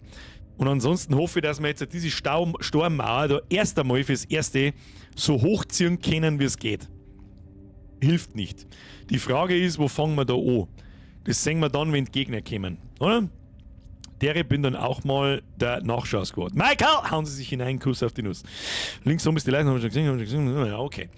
Jetzt passen wir auf. Zoomen wir mal ein bisschen lassen, damit wir da ein bisschen mehr sehen. The Pálido shines. Sie, glaube ich, kämpft nicht. So wie ich das da gesehen habe. Lassen wir ihn da wieder auf. Schauen wir mal. Vielleicht bauen wir einfach eine zweite Holzhütte direkt daneben hier. Ich weiß nicht. Man, das ist der essentielle Shit. Wieso bauen wir bloß eine? Ein totaler Krampf. Steinbruchhütte zu nah an anderen Sammlern. Das ist natürlich scheiße. Das ist sogar ganz schön scheiße. Tja, gehen wir das Risiko ein, dass wir von oben nicht angegriffen werden, oder was der man? Ein Holzfällerhütte nicht ärgern, nur eine zweite. Stellen wir das mal lieber da her. Nein, lassen wir es einmal so, wie es ist. War der auch schon wieder zu einfach gewesen. So. Oh, schau, da zieht sich automatisch ein Weg. Da ist jemand. Und was mich jetzt noch interessiert, Luftfilter. Luftfilter brauchen wir vorerst nicht. Das da, Hütte. Einfache Unterkunft, die die Bevölkerung in einer Siedlung wachsen lässt. Kann auf Steinen und anderen Gebäuden platziert werden. Wo ist denn mein... Ah ja, da haben wir was. Ja, was haben wir da? Bevölkerung. Verfügbar 5, aktuelles Max 8. Was haben wir da? Militär. Und da Schwadenkraftstoff, was auch immer das ist. Klingt nach Late Game oder Mid Game. Aber wir brauchen auch eine Hütte. Und die Hütte, die platzieren wir jetzt. Wo platzieren wir die Hütte? Wir können da sonst sowieso nichts platzieren. Die platzieren wir jetzt einfach einmal. Machen wir es so. Kann man den nicht öffnen? Die platzieren wir jetzt einfach mal direkt da. Einfach, weil wir es kennen. Schauen wir, was passiert. 5, 8, 1, 10. Die Frage ist jetzt, wie man... was ist denn das alles? Steinpaket. Was?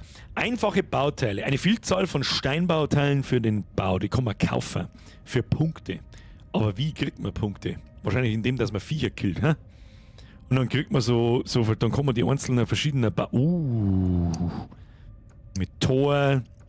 Dann kann man das besser auch abschotten, dann kann man dahinter Tor einbauen und extra umzahlen. Oh mein Gott, okay, ich sehe schon.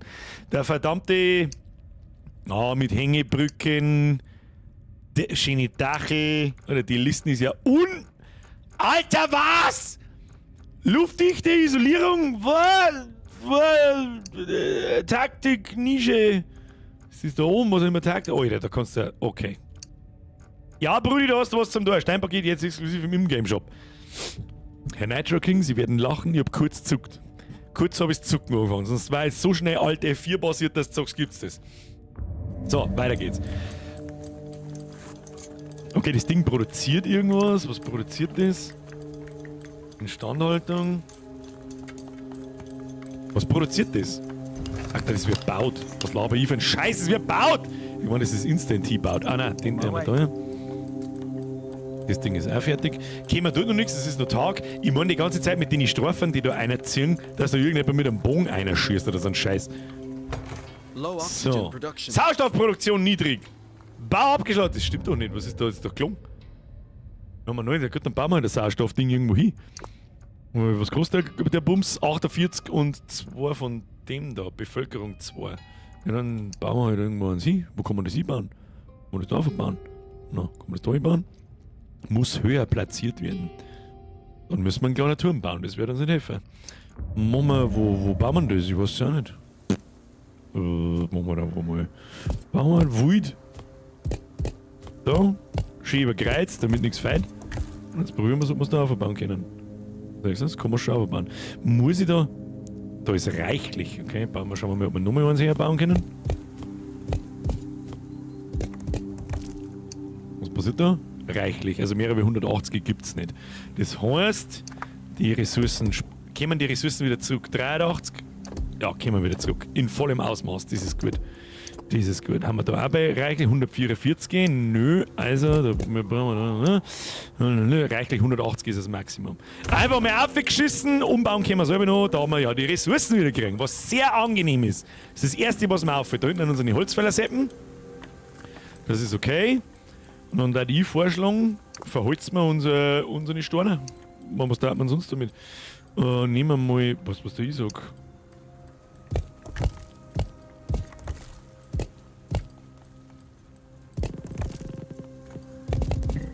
Not enough stone. Wächst du das, wie schnell es geht, du? Wächst du das, wie schnell es geht? Huh? The night is nearly here. Nacht! Einem Gebäude fehlt der Weg zur Feste. Was? Welchem Gebäude fehlt der Weg zur Feste? Ah, scheiße, am Luftdeppen. Scheiße, da müssen wir noch schnell einen hinbauen. Jetzt habe ich natürlich die Steine ausgepulvert, ich Depp. Ja gut, dann machen wir da wieder ein paar weg. Ja, damit wir das braucht ja einen Weganschluss, macht natürlich nur Sinn. Wie der wir jetzt da? Dann machen wir...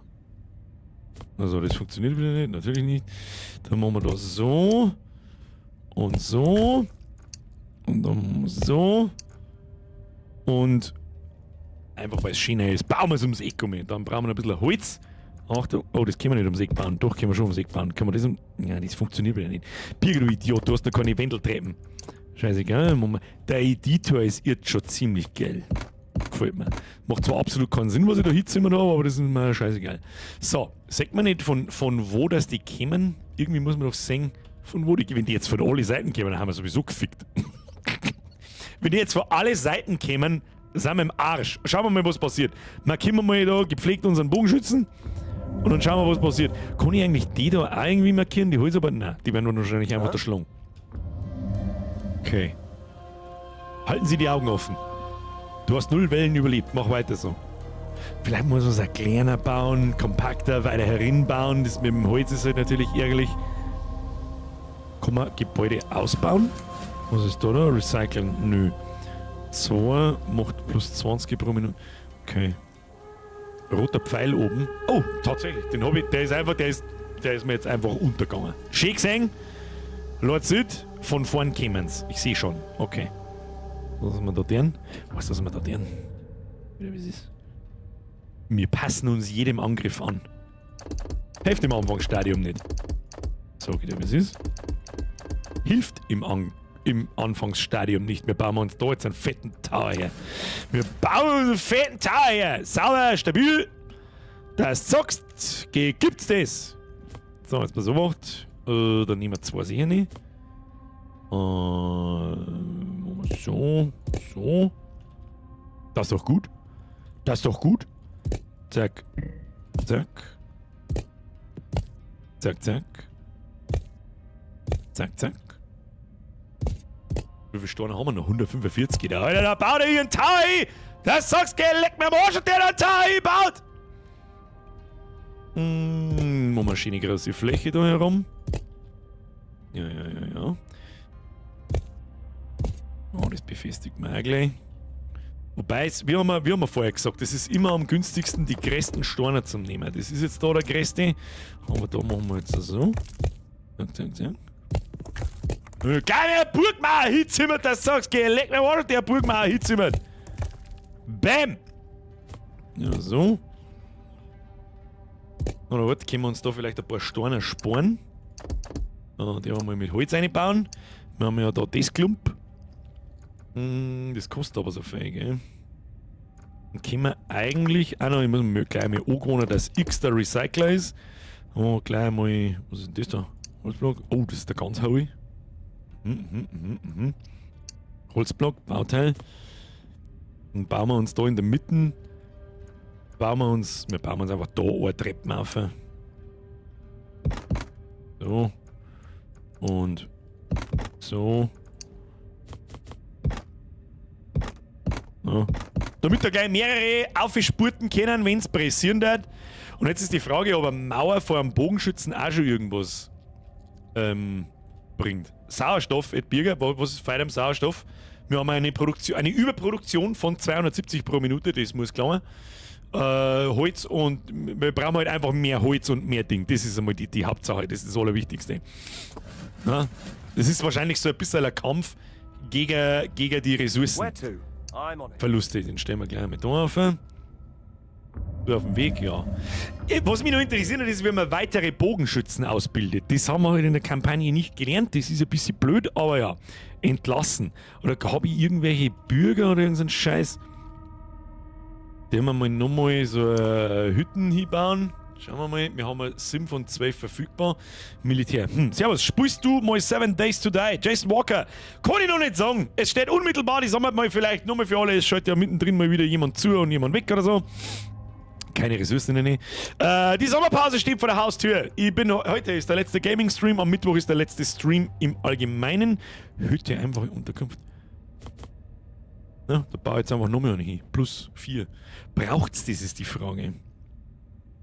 Vielleicht in der Burg das aus. René, das ist ein richtig guter Punkt. Das ist ein Stronghold nämlich auch so, aber da ist es nicht so. Vielleicht muss man es freischalten oder irgendwas mit dem Klump. Aber wie kriegt man diese Punkte, verfügbare Punkte? Wahrscheinlich sowas wie Erfahrung, Learning by Doing. Einfach mal Learning by Doing. Wird schon werden.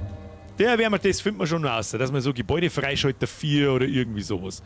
Weil mehr Bevölkerung brauchen wir nicht, wir haben 5 Ressourcen, aber wir können noch mehr Standarddinger hinbauen. Ja, wieso pimmelt man da lang umeinander? Das ist natürlich ein Krampf. Und da würde ich sowieso dann vorschlagen, machen wir gleich mal einen Ecktower her. Die Schrecken kommen. Ich mach dazu. So viel wie geht. Nicht genug Gestein. So, wo kämen's? Das können auch bei der ersten Wave das nicht viel sein. Zinnen hätte ich dann natürlich gern, ja, und so Fahnen wieder dort und dann so eine richtig breite Burgmauer, wo es einfach nur auf die Fresse gibt. Und dann erweitert man uns Stückerl für Stückerl, Stück für Stück. Militärwachturmgebäude, das glaube ich, kann ich noch nicht bauen. Aus irgendeinem Grund. Kassiert bildet.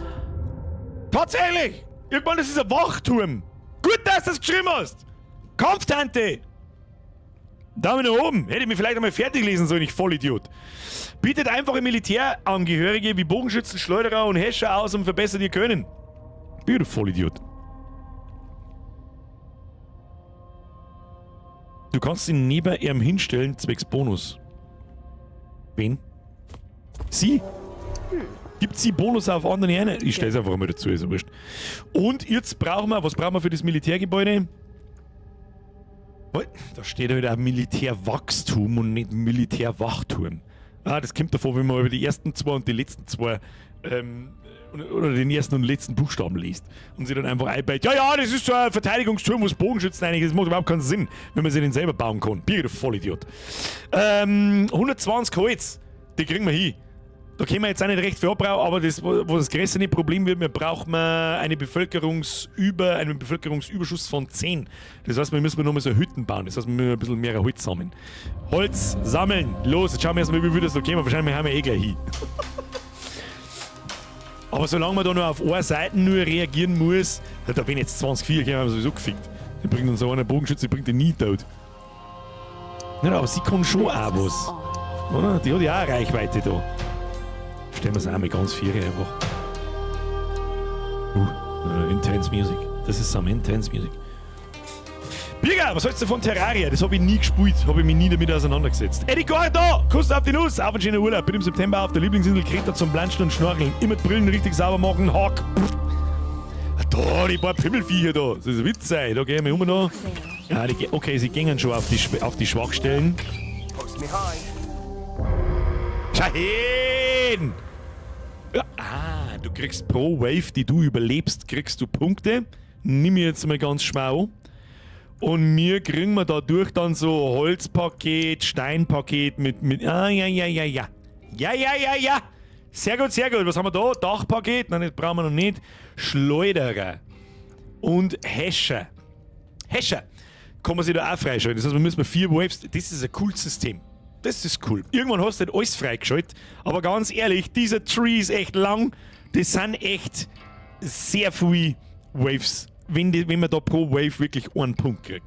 Aber wir nehmen jetzt einfach mal ein Steinpaket, Holzpaket. Ja, genau, die Wendeltreppen zum Aufbauen. Wir nehmen das Holzpaket als erstes. Kaufen. Zack. Ja, cooles System. Cooles System, muss man gleich mal positiv hervorstellen. Allgemein bin ich gerade sehr positiv angetan von dem Spiel. Weiter geht's. So, wir brauchen die Militärbude. Das heißt aber, zuerst brauchen wir noch so eine Einwohnerhütte. Wo ist Einwohnermeldeamt? Einfache Unterkunft, die die Bevölkerung in einer Siedlung wachsen lässt. Ja, dann müssen wir nur uns da herzimmern. Das hilft nicht. Zimmern wir direkt daneben. Und schauen wir mal, dann müsste das, wie hoch das da als Max dann wird. 4. Dann brauchen wir 2 Hütten. Wenn wir 2 mit den Hütten bauen, hilft uns alles nichts. Ob es uns gefällt oder nicht, die zimmern wir direkt daneben. Verbraucht das Ding eigentlich irgendwas? Ja, 15 Sauerstoff, aber das eine Ding so halt dabei gelangen. Sehr gut. Gefällt mir sehr gut. So, bis zur nächsten Nacht sammeln wir mir jetzt so viel Steine, wie es geht, und dann richten wir uns in die nächste Richtung aus, von wo es angreifen.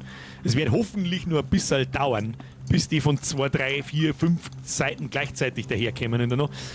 Ich sehe schon, da kann man viele Stunden verbringen, allein mit dem Burg bauen und mit Systeme bauen und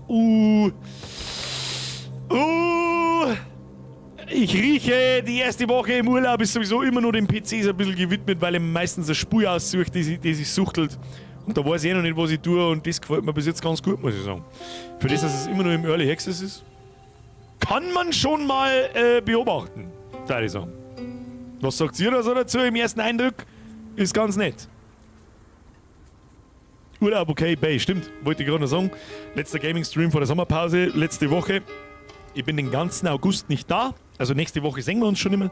Am Mittwoch ist nochmal Stream mit Blätschmerz. Einfach, ja, okay, was der mal im Urlaub, was der jetzt hier im Urlaub, einfach da hinschmerzen, was weiß ich. So wie wir das selber machen, jetzt ja seit mittlerweile 7 Jahren. Was völlig narrisch ist. Und dann bin ich fort bis zum 2. September. Das sind genau 4 Wochen. Wie jetzt ja. Ich mache auch für den Sonntag noch ein kurzes Video, das dauert bloß 2,5 Minuten, bloß damit alle sehen, die heute nicht da sind, etc. Wo ich bloß noch schnell sage, ey, Alter, es ist Sommerpause und das tue ich und so weiter. Die 10 hast du mit 2 Häusern schon geschafft. Hab ich schon. Schauen wir mal. Verfügt. Ach, ich lese halt einfach, es hätte ein Ohrhaus gelangt. Ja, ist wurscht. Scheiß der Hund drauf. Was kostet das Militärgebäude? 120 Holz. Sollen wir eins recyceln? Ah, recycelt man es, damit es schneller geht. Das heißt quasi, ey, wir sind verwirrt, ich bin ein Vollidiot. Jetzt schauen wir mal, 102, das stellen wir auf. Die Frage, braucht es auch einen Zugang? Ja, braucht's. Ja, ich bin unterwegs. Stopp. Das stellen wir, wo stellen wir das hin? Ich hab doch keine Ahnung. Stellen wir es direkt da ohne. Muss ja erst noch gebaut werden. So, von wo kämen die Affentypen? Wieder von da hinten. Kämen sie sonst noch von irgendwo? Nö. Und die Symbole da unten heißen wahrscheinlich Anzahl der Wellen, wenn da 4 Punkte dort sind, und kämen sie aus 4 verschiedene Richtungen. Nehme ich mal schwer an. So, vielleicht können wir noch 1 oder 2 Bogenschützen ausbilden. Ist auch die Frage. Wir können uns gleich einmal irgendwo so Zugänge für diese Sauerstoffversorgung da bauen. Das ist auch nicht wirklich toll gebaut da. Den Weg bauen wir nicht zu. Da würde ich sagen, was stellen wir uns da her? Machen wir da. Machen wir so. Machen wir so. Haben wir Knüllstorme? Ja. Aber dann machen wir zuerst dazu. Ja, gleich mit dem Säckerl gebaut, damit die gleich mal wissen, was geschlagen hat. Diesen hier. So, und dann werden wir Holztreppel aufdüdeln. Holztreppel gelangt da überall hin. Provisorische Sauerstofferzeugung ist da am Start. Falls schon wieder einer umeinander meitert, was passt denn da wieder für einen Schund? Schauen wir mal, Sauerstoffprodukt können wir uns aktuell nicht leisten. Dann bauen wir noch ein bisschen mit. Wie macht man das am geschickten? Wir müssen mal die Dicke der Mauer müssen wir noch, was das ein bisschen dicker machen. Gebäude ist fertig. Bogenschütz kostet 60 Holz und 1 Mineral und 45 Oxygen. Ja, gut. Dachte ich mir fast. Oh, das sind wir schon gewaltig viel mehr Viecher, gell? Oh. Ja, schauen wir mal.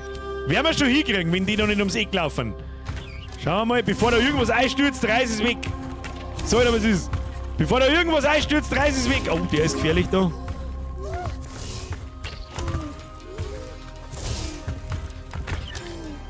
So, nochmal. Schicken wir sie da oben. Weiter zum Schießen. Ja. Und du gehst auch da oben. Oh. Nein, verdammt, ich war zu langsam. Haben wir es schon. Ja gut, beim nächsten Mal haben wir 2, 3 Bogenschützen mehr. Kriegen wir schon. Können wir wieder was ausbauen? Steinpaket, Dachpaket, Schleuderer. Weißt du was? Wir bauen jetzt Schleuderer aus. Vielleicht haben die nicht so da. Das sind die Typen, die vorher diese Granaten geworfen haben. Schauen wir da mal rein. Was kostet der Schleuderer? 60 Holz und 2. Oh shit, Motherfuck, wir brauchen ja. Ja gut, so einfach ist dann doch nicht, gell? Ja, ich merke schon. Immer den Ressourcen hinterher. Wie lange machst du heute? Ganz normal, Herbsti. Was ist denn da wieder alles los? Bavarian Dream. Also kurzes Zuschauerfeedback. Meins ist das Spiel nicht. Mir fehlt der Realismus von der Wirtschaft und mir ist das alles ein wenig einfach für Aufbauspiel. Grafik ist ganz schön und schaut gut aus. Ich werde nicht warm damit. Ja gut, ich darf es ja nicht als Aufbaustrategie bezeichnen. Wie Stronghold, habe ich in einem Test gelesen, mit Stronghold hat es bis jetzt nichts zum tun. Bissel. Und ich finde es ehrlich gesagt ganz gut, dass bis jetzt die Ressourcengather-Geschichte und so weiter und die Wirtschaft, die will ich hier nicht. sag ich, was ist, weil das eigentliche Gameplay ist der Zeit, wie soll ich sagen, der Wettlauf um die Zeit mit den Waves. Dass du schnell genug, stark genug wirst, bevor die Wave dich überrennt. Ich weiß aber, schaut's mit Elden Ring aus. Bin ich schon durch, Herr Damaged. Bin ich durch? Wie der Chef selber. Wird's im Stream nicht mehr geben. Und nach der Sommerpause sowieso nicht. Sagen wir's, wie es ist, da interessiert es ja keinen Schwanz mehr. Sagen wir's, wie es ist, da interessiert es keinen Schwarf mehr. So, jetzt machen wir hier mal. Ist das. Macht das Sinn auf der Seite? Nicht wirklich. Müssen wir das ein bisschen dicker bauen da. Säg, damit wir mit der oben Sauerstoffproduktion bauen können. Können wir aber nicht, weil uns das verdammte Holz ausgeht. Was ist denn mit den Holzdeppen da hinten? Sollen wir noch eine zweite Holzfällerhütten bauen? Ich weiß es auch nicht. Daher. Das hilft ja eh nicht. Ah, scheiß Bums dauert mir zu lang. Und so wie ich das sehe, keine Ressourcen. Wieso? Da haben doch Ressourcen in der Naten, du besoffener Außer Sicht. Keine Ressourcen in der Nähe. Niedrig. Ja, aber warum haben denn dann da überhaupt Bäume, wenn ich da nichts bauen kann? Das ist bitter. Ah, das ist so weit drauf. Was, jetzt kommen schon wieder Viecher. Eyes open. Geh sofort killen.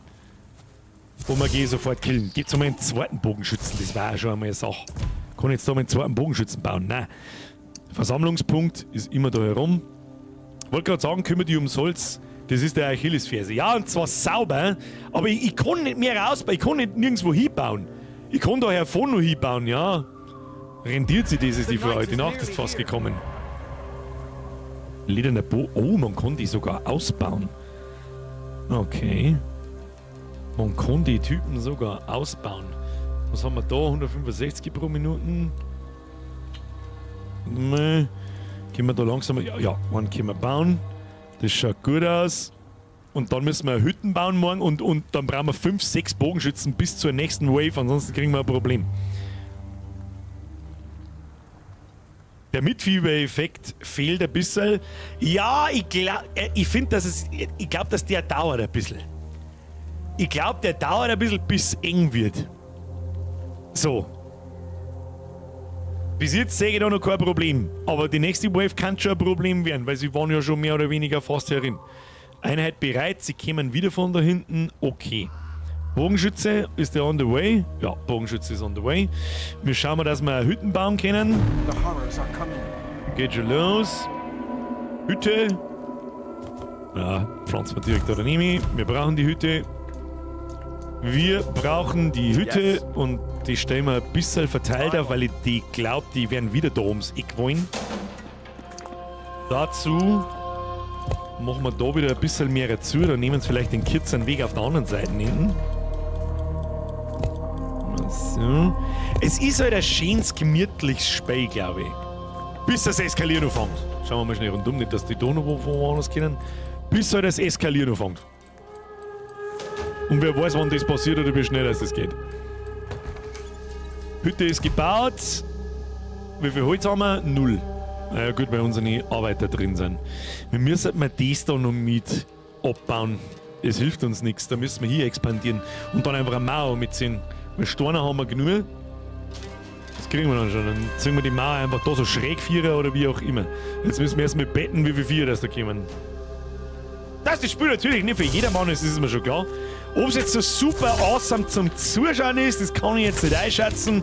Als Spielevorstellung, glaube ich, geht's schon mal für einen Stream. Ob wir das öfter spielen, meint, das werden wir. Es ist halt, für mich ist ein Zeichen von, dass ein gutes Spiel ist, dass es mir gefällt, weil es schon wieder 5 nach halb 10 ist. Und das ist ein totaler Witz. Aber ich glaube, dass das richtig narrisch wird irgendwann, wenn da mal größere und mehrere Viecher kommen und so weiter und du da eine fette Burg am Lauf verhalten musst. Das wird dann immer. Welle Nummer 3 besiegt, erhaltene Punkte 1. Den sparen wir uns jetzt einmal. Wie viel Sauerstoffproduktion haben wir? Brauchen die Einheiten eigentlich Sauerstoff? Oh ja, gar nicht wenig. Dann bauen wir jetzt einmal nochmal so ein Luftding. Was ich da auch sage, wieso ich da 2 mehr aufgebaut habe, weiß ich nicht. Jetzt sparen wir uns einmal das Holz und die Steine. Ich bin ein totaler Depp, jetzt habe ich die Hälfte abgerissen. So. Und so. Wir haben doch das Steinbau. Haben wir mir nicht das Steinpaket genommen? Weißt du was, dann schalten wir das frei und bauen wir aus den Steinen unsere Treppen. Weil Steine haben wir besser unterwegs als mit dem anderen Graffe. Was mehr? Haben wir mit dann auch schon Zinnen oder irgend sowas? Nein, leider nicht. Die kommen dann erst. Ja gut, eins noch einmal. Das sind wir Steintreppen hier. Weg. Steintreppe hin. So, Phase 1. Dann provisorisch 48 Holz brauchen wir. Wir expandieren wir da hinten. Das Ding stellen wir jetzt einfach einmal auf. Das müssen wir gar nicht weit weg aufstellen. Das stellen wir mal da so her. Ich möchte nur zu dem Holz da. Das kann man dann immer nur replatzieren später. Das stellen wir da so her. Warten wir, bis das gebaut worden ist. Und dann expandieren wir langsam, aber sicher mal unser Burgmauer wieder doppelt dick. Machen wir es einmal bis daher. Das war jetzt ein Kass. Und bis daher. Und zur Not platzieren wir unsere Bogenschützen da herum. Ja, das ist natürlich auch Blödsinn. Genau, dann brauchen wir da ein Tor. Wie ist das mit dem Tor gegangen? Das muss ich jetzt schnell ausprobieren. 1, 2, 3, 4. Und dann haben wir da Türbogen. Machen wir da mal einen Türbogen. Ah, stopp, da muss man auf Pause drücken, hat es geheißen. Das ist ja ein totaler Chaos da. Na gut, da werden wir nochmal abreißen müssen. Dann stellen wir den Türbogen da mal ein. Und wir machen wir dazu. Ich finde den Editor ganz geil. Kann ich da jetzt aufbauen oder wie sehen das? Ja, Steine haben wir zum Saufudern, Alter. Oh, dann schaut doch das stabil aus. Und zwar sehr sogar. Machen wir gleich mal so. Ziehen wir da so 4. Können wir eigentlich auch gleich da machen. Und da können wir eigentlich auch gleich zuziehen. Ist das Ding jetzt da fertig? Wieso kann ich da hinten nicht bauen? Muss das Licht da vorbeischeinen können oder was? Können durch den Wald Viecher durch? Etc. etc. Fragen über Fragen, die ist alle außer Sicht, nicht genügend Platz. Die es alle zu klären gilt. Holzfällerhütte sofort hingeschissen mit dem Ding. So niedrig. Mehr Unterstützung notwendig? Was heißt denn mehr Unterstützung notwendig? Das verstehe ich nicht. Nicht genug Platz, niedrig. Niedrig. Na, dann machen wir es so, das gelangt dann. Also jetzt Gebiet ist drin. Und dann ist gut. Jetzt ist halt gar mit Geld, aber sich freut's. Was? Hat gerade meine Oma eine fast neue Küche gesponsert. Was? Neue Küche haben wir mir mittlerweile ja. Ich bin sehr zufrieden damit. So, lassen wir das Spiel weiterlaufen, damit da was vorwärts geht. Nächste Wave schaffen wir auch. Wir bauen da einfach jetzt mal einmal hier. Und da haben wir noch eine und dann ist die Frage, ob die da durchkommen. Das werden wir dann sehen. Da bauen wir einfach mal so her und so her. Naja, wir werden sehen, ob die da durchlaufen können. Oh, was passiert da? Oh, da haben wir einfach random Viecher angegriffen. Ja, okay. Bauen wir gleich Doppelmauer. Steine haben wir zum Saufudern, Kinder. Low oxygen production. Low oxygen production. Ich hab's schon gehört. Also müssen wir wieder 48 Holz auspfeffern für die Scheiße. The night is nearly here. So. Das bauen wir da hin. Wie viel? Nicht genug Ressourcen. Halt, stopp. Stopp.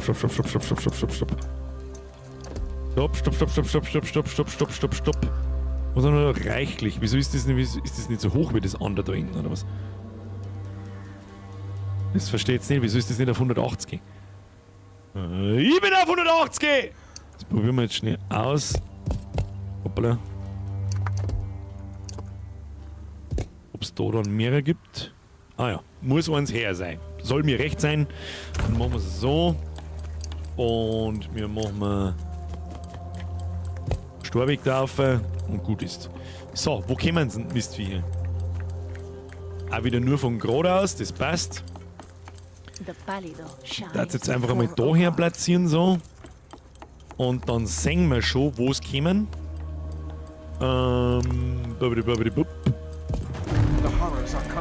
Steinmauer. Wir verstärken noch, was wir stark sind. sehen wir dann schon, wo das kommen. Kann man es eigentlich unsere Leute gleich vier uns eingestehen da? Weil es garantiert da irgendwo vorbeilaufen oder weiß der Teufel was machen. So. Wie viel Holz haben wir? 30. Naja, kriegen wir schon. 182! Hast du die Küche schon eingeweiht mit einem sauberen Schweineis? Nein, und ich habe noch nichts sonderbar Großartiges gekocht. Muss ich ganz ehrlich zugeben. Wir waren auch immer noch nicht wirklich anständig dafür einkaufen. Ich friss immer noch Tee. Ich bin schon mal wieder froh, dass ich eine verdammte Tiefkühlpizza essen kann, anstatt einfach nur Wurstbrot oder ein scheiß Curry King aus der verdammten Mikrowelle. Ui, die Abstände werden jetzt auch schon kürzer in die Wellen. Sicher? Wieso tut denn da jetzt eigentlich nichts? Mir vorspielen. Spielgeschwindigkeit plus! Oh, da kommen sie. Wieder normale Spielgeschwindigkeit. Oh, gelangt da unsere Reichweiten. Scheiße, die reicht nicht. That's right. No, no, no, no, no! Good. Move! I've got this. Und du gehst da um. Kriegen wir schon. Damit du oben schießen kannst. Meister, gehst da her. Jetzt, wenn das einbricht. Ah, kriegen wir schon. Aber ja, haben wir schon soweit. Das da sauber abgrenzen und abdichten.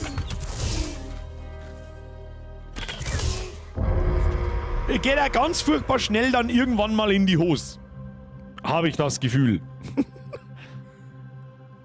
So, jetzt pass so macht. Deine haben wir immer noch nicht genug.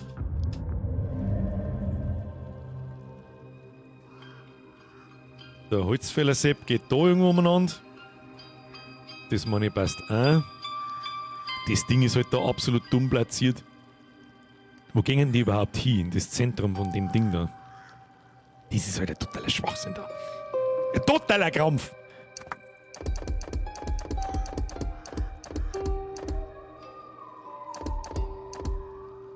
Ein totaler Krampfgewinn. Einfach schnell irgendwo hinzimmert. Mit der Hoffnung, ja, wird schon passen. Das lassen wir einfach mal da stehen. Als Mahnmal des... Ich nenne dies das Mahnmals des so nicht. Der Captain Tropic schreibt, hey Birger, was geht? Alles geht. Wir bauen da den fetten Atombunker bauen wir da. Ja, währenddessen können wir unser Burg ausbauen. Sag ich, was ist mir... Hoppala. Ja, ist wurscht. Machen wir so. So. So. Und verdicken unsere Burgmauern. Das sagt der wie es ist. So sieht's aus. Dann machen wir so. Und da machen wir so. Jetzt bin ich gespannt. So, ich schätze, dass ab so gerade Zahlen der Wellen, so ab Welle 15 oder sonst irgendwas, kämen dann von zwei Seiten, dann wird es interessant. Oh, wir können einen neuen Bogenschützen ausbauen. Bogenschütze. Und dann... Oh, der kostet ein bisschen mehr. Ne? Erst Bogenschützen bauen. Geht Bogenschützen. Wir brauchen mehr Bogenschützen. Birger, die Steffi hat immer gute Tipps für die Menüwahl. Was? Was für Menü wählen? Was? Hab grad Bock auf den Curry. Die andere Holztreppe kann auch weg. Welche? Da klang eigentlich auch eine, gell? Die können wir komplett abpressen, dann bauen wir Sturm auch ein. Schön gesehen, schön aufpasst, schön wunderschön. Dafür können wir die mit Steinen, können wir ein wenig breiter bauen. So, zack. Und dann, weil ich eben gern hätte, dass wenn es dann drauf, wenn es dann presst. Was für Destination? Ja, kleine Stufen drin. Damit da zwei Bogenschützen gleichzeitig aufdüdeln kann. Stellen wir jetzt da her. Ist schon wieder Nacht. Na, schau, ich geht schon dahin. Ich darf nicht so oft auf Pause drücken, dann passiert vielleicht auch mal was. Kann man nur einen Bogenschützen bauen? Sicherlich kann man nur einen Bogenschützen bauen. Dann müssen wir nur Hütten bauen. Ah, jetzt schauen wir erst einmal, da kommen die immer noch von da hinten. Ja, sonst sehe ich da nichts. Das schaut gut aus. Schaut gut aus, stabil, 4 Bogenschützen am Start. Wird angegriffen. Geht schon los, oder was? Ah! Ja, ohne. Wo kommt denn der kleine Zigeuner her? Ah! Die prügeln da schon fast. Wo? Wieso? Da schießen den Affen. Wieder auf. Ja, genau. Haben wir schon so weit. So kannst du gehen wir von davon. Die Affentypen. So, wieder zurück We auf will Posi. prevail. So, sie stellen wir We da will her. prevail. Ja, da müsste der Bogenschütze geht da oben. Oder geht einmal da an die Seiten her. Masks Das ist doch off. mal eine gute. Post me high. On it. Yes? The horrors are coming. Ne? Scheiße, wir müssen die Burgmauer noch einen Meter herbauen, damit die den Bonus kriegen. Scheißendreck.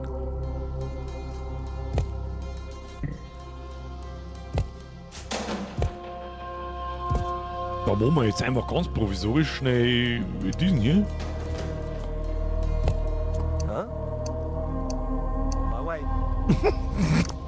Das reißt man dann schon wieder ab. Der zeigt nicht runter. Yes? Doing it. Yeah? Where to? Right away. Hat jetzt der den Bonus? I'm on it. Das wird nicht mehr angezeigt, oder? 5 Meter oder mehr über einem Ziel. Erhöhte Chance auf Volltreffer. Sehe ich, dass der aktiv ist irgendwo? Wir haben doch da bei 5 Meter. 4 Meter, 5 Meter. Okay, man, 4. 4 wo? Ich hoffe von vorn. Oder nach wie vor, wie es ist. Sag ich dir nach wie vor, wie es ist. Right away. Wir sollen Yeah, verteilen. I've got this.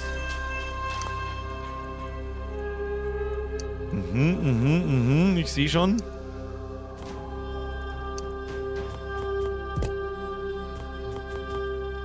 Die laufen alle da auf die Seiten um mich. Das könnt ihr euch sofort abschminken, ihr Arschviecher. We will prevail. Wieso gehen sie jetzt da außen rundum? Oh, muss man da zusperren, hä? Ah, was die hatten die zwei? Ja, stellt euch da her und da schießt ihr. Oh, shit, wo gingen die hin? Wo denn die? Oh, das war dumm. Dumm ist der da. Ah! Can't reach its destination. Yeah? Oh no! Mistakes were made. So, jetzt müssen wir die Bumsbude da abreißen, weil sonst kriegen wir ein Problem. So. Hätten wir einfach den Scheiß einmal lassen, wie er ist. Und seht zwar, verpissen sie jetzt sofort wieder da auf. Huh? Du bleibst genau da stehen. Jetzt ist es einfach runtergefallen. Wieso? A unit can't reach its destination. Lauf! Du Brutzkei! So, und die anderen Bogenschützen haben draußen gefressen worden währenddessen. Herzlichen Glückwunsch. On my way. Und so schnell geht's in die Hosen! Wir laufen, wir haben noch nicht tot! Wir sind noch nicht tot, meine Damen und Herren! So nicht! Du gehst mit uns Vierer. Ja, sind wir noch nicht tot! Wir, ich wiederhole, sind noch nicht tot! Aber fast. So, jetzt dürfen wir uns was Besseres einfallen lassen. Wie das hier. Wie repariert man jetzt da sowas? Kann man das reparieren? Da? Ja, so. Ja. So. Habe gelernt, die Mauer will größer gebaut werden, als ich das dachte. Darum fangen wir jetzt gleich mal mit dem hier an. Können wir da überhaupt aufverständigen? Nö, 5 Meter lang, ja. Jetzt pass auf. Dann ziehen wir jetzt sofort da eine Burgmauer her. Und wenn man mir irgendwann. Jetzt weiß ich mal, 8. Learn it the hard way. Wie immer. So. Gar nicht lange umeinander zipfen da. 5 Meter Aufgang. Außer Sicht. Oh, jetzt haben wir genug. Du kannst nicht Oh. Du kannst nicht Oh. So, das zimmert mal wieder hin. Gut, dass wir fake nur einen Storner haben. Das ist wirklich wichtig, wenn jetzt. Ja, oh, da kommen jetzt nicht gescheit ins Loch rein. So. Und dann ist die Frage, wie man das jetzt da am geschickten macht. Und zwar wahrscheinlich einfach so. Dann kann man nämlich da vorbeilaufen. Let me have a look. Ja, und hat ausreichend Platz, sich dort zum Verteilen. Dann fangen wir da gleich mal an. Hoppala, das wollten wir nicht. Da ins Eck rein. Zack, zack. Zack, zack. Dann können wir nämlich da auch gleich, wir schauen unsere Steine aus, nimmer so gesund. Also übertreiben können wir es nicht. Aber wir können auch da noch mehr einen Aufgang herbauen dann. Einmal. Eine kleine Wendeltreppen da rauf. Ja, nehmen wir den anderen. Oder haben wir vielleicht, was ist das da? Ja. Schaut auch nicht. Schaut der mal nicht. Bauen wir noch. Ist ja wurscht, ob wir da ein Ding herbauen oder so. Oder ist das wurscht? Ich weiß es nicht. So. Billiger haben immer die größeren Steine, haben wir festgestellt. Schaut gut aus. Bogenfutzi bauen. Ja, ja, das kommt schon. Aber dafür brauchen wir Holz. Und interessanterweise kann ich bloß einen bauen. Wo ist denn. Kann ich mit den Leichen irgendwas tun? Heilen sie die wieder? Ah ja, die heilen sie wieder. Ob ich jetzt da irgendwo. Ich hab nur 2 Bogenschützen. Verdammte Kursscheiß, Yes. Haufen Scheiße. Naja, gut. Es ist nicht so ganz zu erkennen, wo die hinlaufen. Sollte man mal ein Licht. Vielleicht kriegt mal da ein Licht. Jetzt warte mal. Bauen wir noch was Närrisches. Da bauen wir mir noch was Närrisches. Würde mich jetzt interessieren, was das bringt.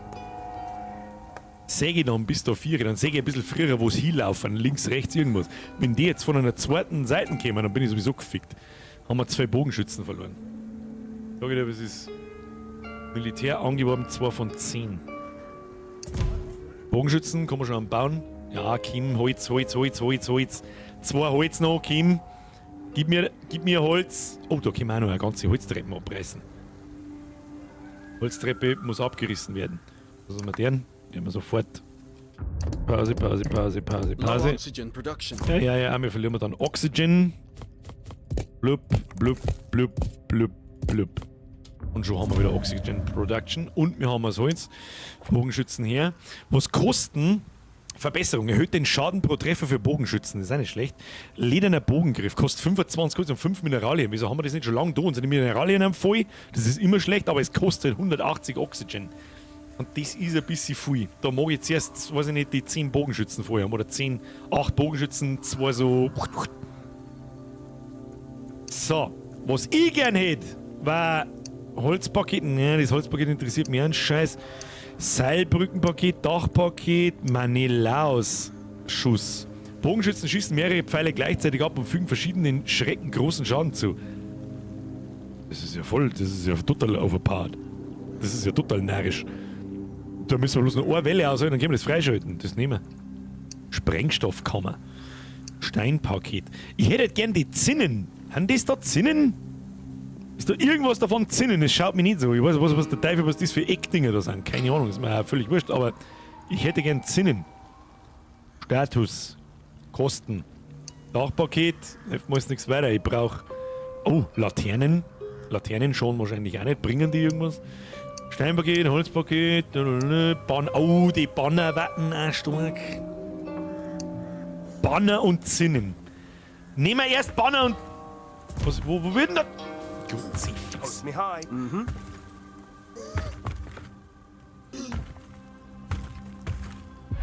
The night is nearly here. Ja, der Night ist nearly hier, ich weiß schon. I've got this. Was der ich sag, wir schalten jetzt die Banner frei. Banner und Zinnen schalten wir frei. Und nach der Welle schalten wir Zinnen frei. Und wir platzieren, was kosten so ein Banner? Kosten Steine und 10 Mineralien. Da fällt sich ja gar nichts, oder? Da fällt sich ja gar nichts.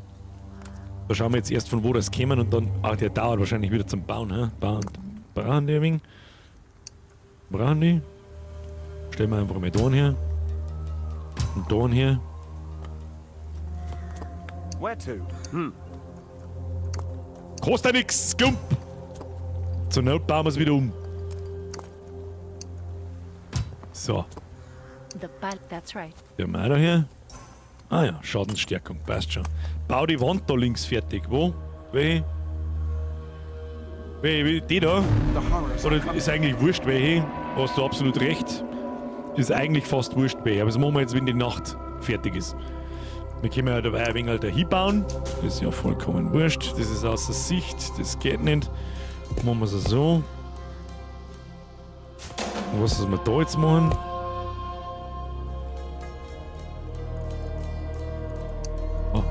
music is getting intense.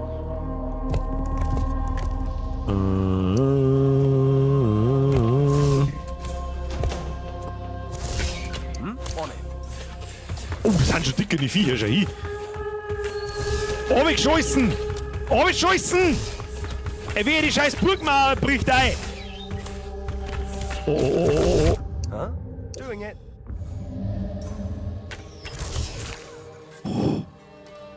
Haben sie mir schon wieder... Die müssen wir nochmal so dick machen und die Bogenschützen müssen noch eins dahinter stehen, damit die nicht runterfallen. Und sagst du, die ganze Zeit frage ich mich schon, macht meine Konstruktion Sinn, dass ich quer, hoch, quer baue? Da haben wir jetzt Dusel gehabt. Ich bin auf dem Hochding wieder gestanden, war einfach alles runtergebrochen. Das heißt, du musst wirklich am Gescheitern ist, ziegelig bauen. Also wie man halt Ziegel platziert. Also so. Gut, geht jetzt mit einem Dreier nicht gescheit. Aber, oh. Dann kriegt man da so ein Burgmauer-Ding rundum, dann wird das nochmal eins stärker. Haben wir noch lange nicht fertig, Kinder. Bruder, wir haben noch lange nicht fertig. Dann müssen wir da vorne noch einen hinbauen. Wenn wir da vorne noch eine Mauer hinbauen, das hilft uns nie nichts. So. Je narrischer das du baust, desto gescheiter ist es wahrscheinlich. Jetzt pass auf, jetzt befestigt man mal da nur hier vorne das Stickerl. Das Stickerl da.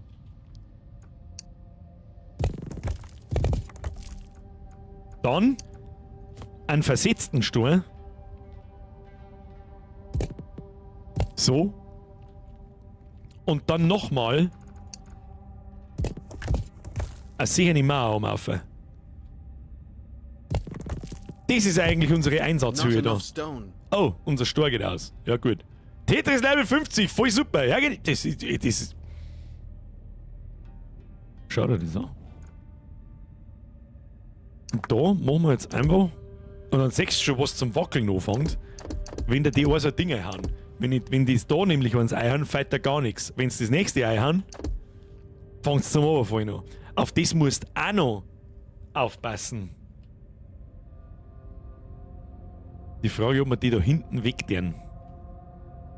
Ich würde fast schon sagen. Dass wir die... Also ich glaube, es klang der Doppelmauer. Schaut, dass man nicht multiple weglöschen kann. Aber da stürzt jetzt schon wieder irgendwas ein. Machen wir so. Und dann... Was man so macht... Das ist da ja vorne das Baumen, oder kannst du mal Gift drauf nehmen. Ja, dann machen wir so. So. Okay. Dann nehmen wir nicht genug mehr Unterstützung notwendig. Ja gut, das macht Sinn. Dann machen wir so. Und das Problem ist jetzt so ein bisschen... Eyes open. Die gehen jetzt einmal da oben. Ja. Den Banner weg, weil wir mir so weit oben auf müssen. Dann bauen wir halt da noch ein Treppengebilde, wo man auf die Burgmauer raufkommt. Und jetzt können wir, glaube ich, auch die Zinnen... Dachpaket, Laternenpaket. Wieso haben wir keinen Punkt nicht gekriegt? Ach, da kommt noch was! For Ogar.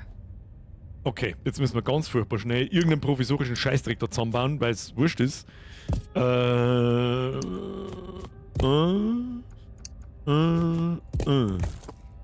Ihr drei geht jetzt einmal ganz schnurstracks drauf. Und du gehst daher. Ach du Scheiße. Geh mir da Vierer. Kannst du da Vierer schießen? Was wir können wir da einen Aufgang bauen auf die Schnelle. Was ist mir auch noch schnell tun? Schrecken zu neu, um zu bauen. Diese Arschlöcher. Ja gut, kriegen wir schon. Ja, die Welle schaut human aus, die kriegen wir mit unseren paar Bogenschützen auch. Haben wir gerade früh gespart. Saubere Betonmauer. Wir können übrigens noch einen Bogenschützen bauen. Was? Aber wir brauchen erst eine Hütten. Jetzt halt. Schau, das waren schon 2 Wellen. Mit anderen Viecher. Und es wird immer schwieriger und immer schwieriger. So, Zinnenpaket kaufen. Das bauen wir noch. Diese Befestigungsmauer, die bauen wir noch, egal ist mir das, ob es schon 10 ist oder nicht. Habt ihr überhaupt den Like-Button schon gesmasht? Hä?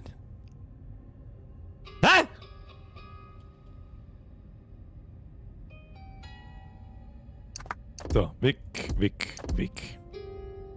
Bis da oben auf müssen sie. Jetzt platzieren wir mal so eine Zinne.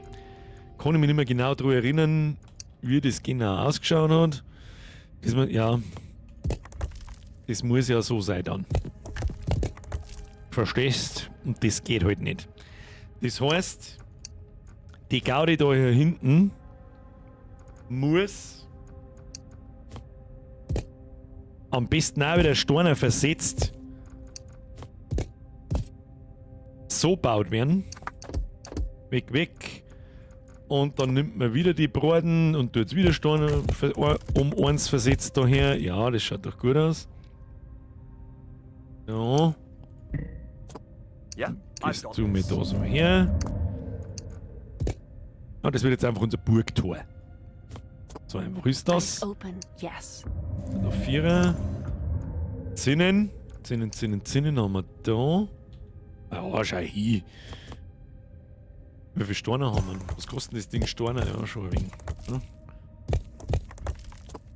Und vor allem verstärkt sich da die Burg mal. Ich glaube, dass wir... Oh, doch, das brauchen wir. Da legen wir einen kleinen Stor unter. Passt schon. So. Und dann brauchen wir da irgendwie eine Treppen rauf. Weil es nicht anders hilft. Was schreibt ihr? Habe Düdel, Servus. Du baust was ab, um was zu bauen und baust was, um was anzubauen. Rick Sanchez.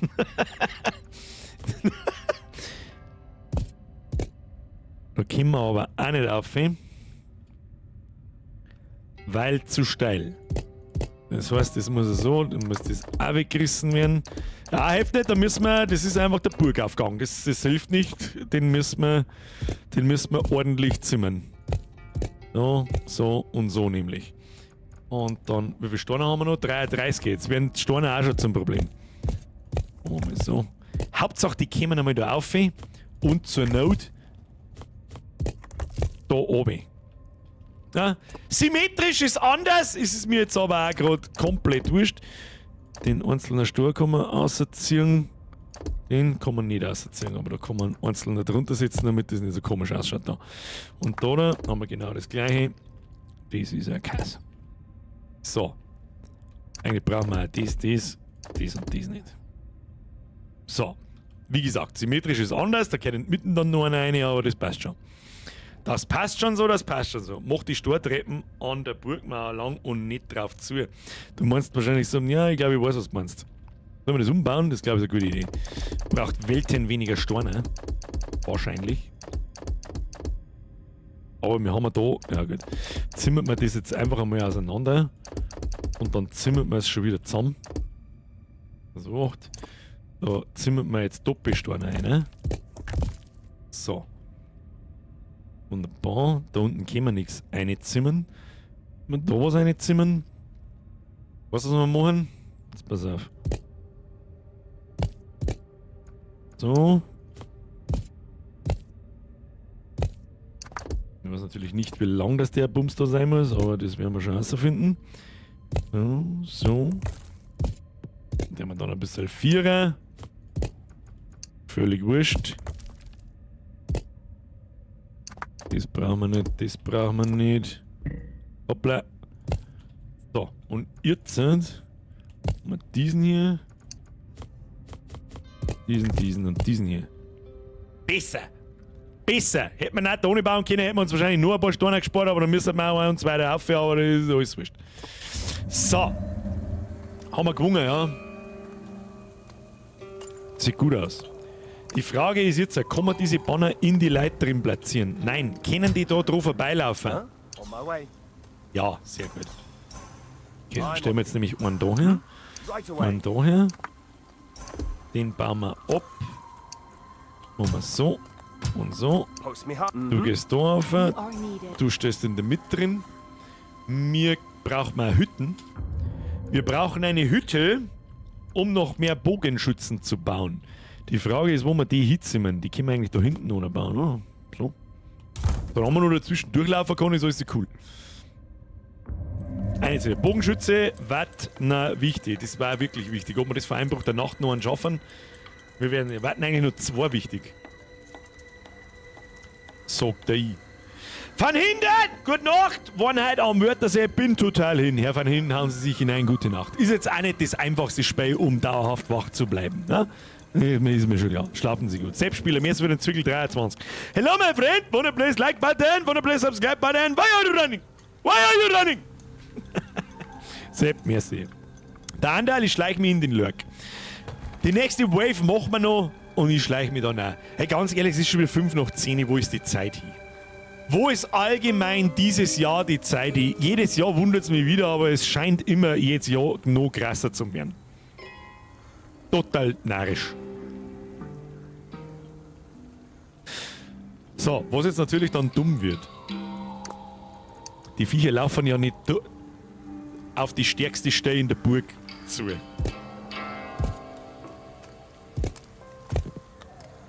Nehme ich an.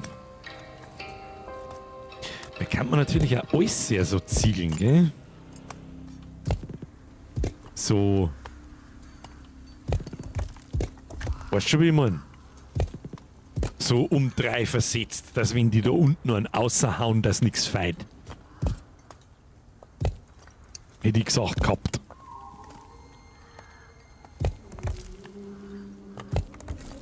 So. So.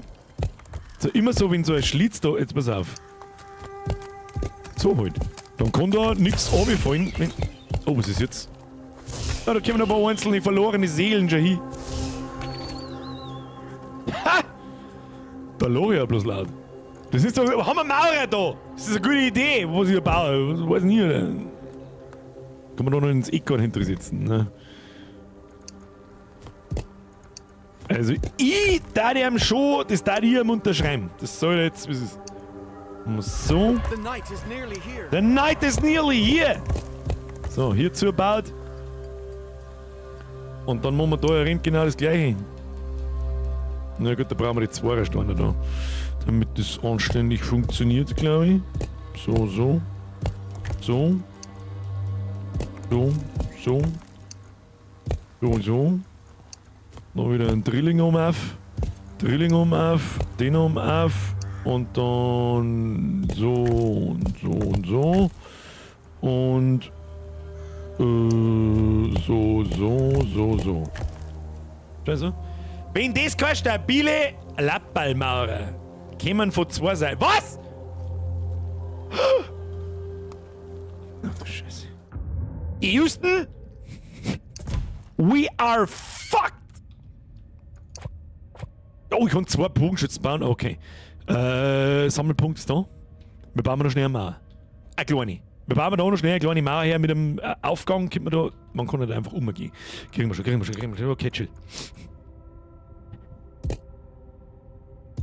Müssen wir einfach beten, dass das hält. So. Meine neue Erkenntnis an Baumaßnahmen. Müssen wir das so oder so machen. Dann stellen wir da mal lieber so ein Ding hier. Den Bogenschützen, den kannst du gleich einmal da rumschicken. Den brauchen wir mindestens. Bogenschützen, schneller. Komm. Schneller. Spielende 22:11 Uhr. Sehr schön aufpasst übrigens. Jetzt kommen schon von 2 Seiten. Ja. The horrors are coming. The horrors are coming. Aber er läuft auf. Wieso läuft er denn da nicht auf? Bist du behindert? Wieso läuft er nicht auf? Doing it. Schau mal. Wieso kommt denn da nicht hin? Ach, weil da hinten ein Loch drin ist. Ja, bin schon stark. Schneller. Hoppala, das wollten wir nicht. So, dann machen wir es so. Meister, du gehst da her. Was treibt er? Der geht da her. Okay. On our way! Ich weiß nicht, wo die Meeren kommen. Ist ja eigentlich scheißegal. Sie stellen wir da rein. Und dann müssen wir das Betten anfangen. Kinder, müssen wir betten! Da ist noch ein Bogenschütze, sehr gut. Du gehst gleich mit da rauf. Nein, ich glaube, das kannst du sparen. Stell dich mit da dahinter. Nein, du gehst da rauf. Kannst du sagen, was du möchtest, weil wir sonst die nicht down kriegen da. Yes. Lang jetzt das da ums Arschlecken, nicht da mit! Gott. Schauen wir, was passiert. Kriegen wir schon. Du gehst gleich mit da her. Fangst das Baller noch. Ja, unsere Holzfällerhütten verlieren wir leider. Hilft uns nichts. Bogenschützen da oben. Where to? Bogenschützen da oben. Schießt, Kinder. Ja. Schießt, Kinder. Du da auf. Oh no! Bogenschütze! Bogenschütze down! Bogenschütze down! Bogenschütze lauf! Bogenschütze down! Where to? Right away. Okay, wir schießen. Du gehst mal weiter da oben. Huh? Dann ist man da oben. Yes. Oh, den Bogenschützen haben wir nicht mehr lang. Warte mal.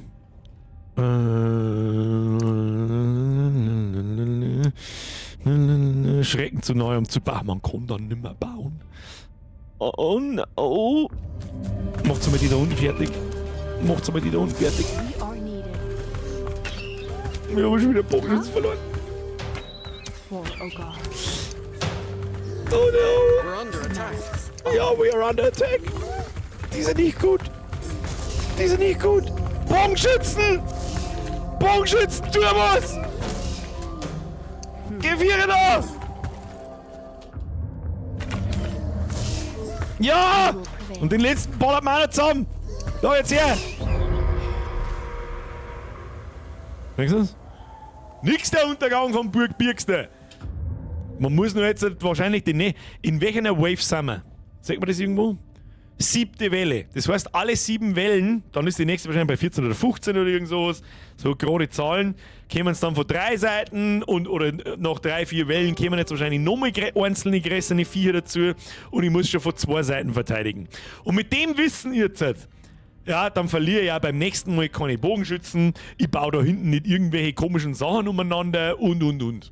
Ja, learning by doing. Die Kampagne lernt das wahrscheinlich ein bisschen einfach. Aber ansonsten ist das, finde ich, ein nettes Spielprinzip. Ich habe leider They Are Billions nicht recht lang gespielt und das letzte Mal vor Ewigkeiten. Ich glaube, das ist was Ähnliches. Das ist ein cooles Spielprinzip. Das ist natürlich nicht auf Echtzeitstrategie so ausgelegt, wie man das jetzt von Stronghold kennt oder von reine Echtzeitstrategiespiele. Aber es ist eine nette Idee. Absolut nette Idee und ein ziemlich gemütlicher Zeitvertreib, der glaube ab Wave etc. XY sehr, sehr, sehr stressig werden kann, glaube ich. Also ist auch nichts mit, außerdem kommen auch die Schwierigkeiten nur nach oben dran, so ist es jetzt auch nicht. Puh, knapp vor 12. Ja, Fey hat nicht gefällt. und das ein bisschen intelligenter mit dieser Robustheit da konstruieren und nicht einfach die Steine alle übereinander, wenn der unterste fällt alles zusammen. Und das ist natürlich auch alles ein Chaos. Aber learning by doing. Das ist einfach so gemütliche Sache im Großen und Ganzen. Ich denke schon, ja. Cooles Spielprinzip auf alle Fälle. Da gibt es mal überhaupt keine Reihe. Da gibt es sogar eine Reihe nicht. Escape! Habe ich da. Wird das eigentlich gespeichert? Das finden wir jetzt noch schnell raus. Zurück zum Hauptmenü. Zuletzt gespeichert um 22:13 Uhr. Ja, genau. Wird automatisch gespeichert. Ich hätte gern, muss ich ganz. Ja, gut, warte mal. Endlosmodus. Ja, genau, dann habe ich da. Okay. Habe ich da einfach den Spielstand herin, bis ich halt stirb. Das ist ein bisschen ein Hardcore-Modus. Das heißt, ich kann nicht zwischenspeichern. Das ist interessant. Sagst du das, wie es ist? Freunde der Sonne, bevor Sie wieder alle schleichen nach dem Gameplay, Kuss auf die Nuss, bitte, danke fürs Zugucken. Ich hoffe, Sie hatten einigermaßen Spaß und vielleicht hat dem einen oder anderen gefallen. Muss ich immer dazu sagen, ich werde es auch immer dazu sagen. Genauso wie ich mich 100.000 Mal in einem Stream bedanke. Ich werde nicht dafür gezahlt, dass ich das Spiel spiele. Ganz wichtig, habe ich mir ganz normal selber gekauft. Bin einfach nur über Steam drüber gestolpert. So, ich finde es gut. Finde ich gut. So sieht das aus. So, können wir das jetzt da im Hintergrund ein bisschen laufen lassen, damit wir Musik haben. Warte mal. Audio. Musik. Sechste. Jetzt haben wir sogar noch ein bisschen Musik noch. Like-Button einmal reinsmashen, bevor Sie den Stream verlassen, ist Pflicht. Wer das gestrige Video nicht gesehen hat, anschauen. Herr Liebe schreibt, Servus Birger und schönen Urlaub, bis bald. Den wünsche ich dir auch. Vielen großen Dankeschön, Kuss auf die Nuss. Am Mittwoch sehen wir uns nochmal. Einfacher Blätschmerz, 2-3 Stunden, da hingepimmelt. Wobei ich euch sage, wie es ist, um Punkt 10 bin ich fort. Und Punkt 10 ist Urlaub, Alter. Absoluter Urlaub-Mode. Muss noch ein paar Sachen herrichten. Meine App habe ich heute schon umgeschrieben. Was hast du umgeschrieben? Leicht umbaut, dass die DLCs, die früher was gekostet haben, jetzt frei verfügbar sind ab dem nächsten Update. für alle einfach. Und das Einzige, was ich noch hinbringen muss, ist das Splash-Screen von Android 12. Der ist irgendwie automatisch, weiß ich nicht, wie ich das mache. Muss ich mich ein bisschen einlesen, vielleicht komme ich da morgen weiter und wir fertig und dann gibt es im Laufe der Woche das Update dann an alle und dann ist es auch erledigt für immer und ewig wahrscheinlich. Haben übrigens auch kommen ein Haufen neue Begriffe dazu für sämtliche Spielmodi. Ja, KI sei Dank. Sagen wir es, wie es ist. Ja. Gibt es wieder Fotos und Videos aus dem Urlaub? Nitro King, dieses Mal wahrscheinlich nicht, weil ich einfach, es ist was anderes, das ist kein Gejammer oder sonst irgendwas, ja, wichtig. Habe ich in Ägypten gesehen. Wenn du mit dem Ziel hingehst, Videos, Fotos, Content zu machen, dann ist das kein Urlaub. Weil du permanent das Ding im Hinterkopf hast. Das ist kein Urlaub. Darum werde ich mir immer, natürlich mache ich ein paar Handyfotos hier und da, aber ich versuche mein Hirn zu nehmen, nicht mit dem Gedanken, oh, da mache ich jetzt ein Foto, damit ich es im Stream nach dem Urlaub herzeigen kann. Ich glaube nicht, letztes Jahr hat es auch keine gegeben aus dem Augusturlaub, ist einfach dann private. Damit man einfach, ich muss weg von dem Kasten, sonst raste ich aus. Ich sag das, was es ist. Und so wenig über das da nachdenken, wie ich kann, über die Arbeit, über alles, kein Content, kein Chef, kein nix da, keine nervige Zettelwirtschaft, Scheiße, die mir schon wieder so auf den Sack geht, dass ganz aus ist und so weiter. Bavarian Dream, Ed Maxi, servus Birger, du bist einer meiner Lieblingsstreamer und ich war... Das hätte ich jetzt auch so da gelesen, das steht nämlich da oben im normalen Chat. Servus Birger, du bist einer meiner Lieblingsstreamer und ich würde es echt geil finden, wenn du mich grüßen könntest. Maxi!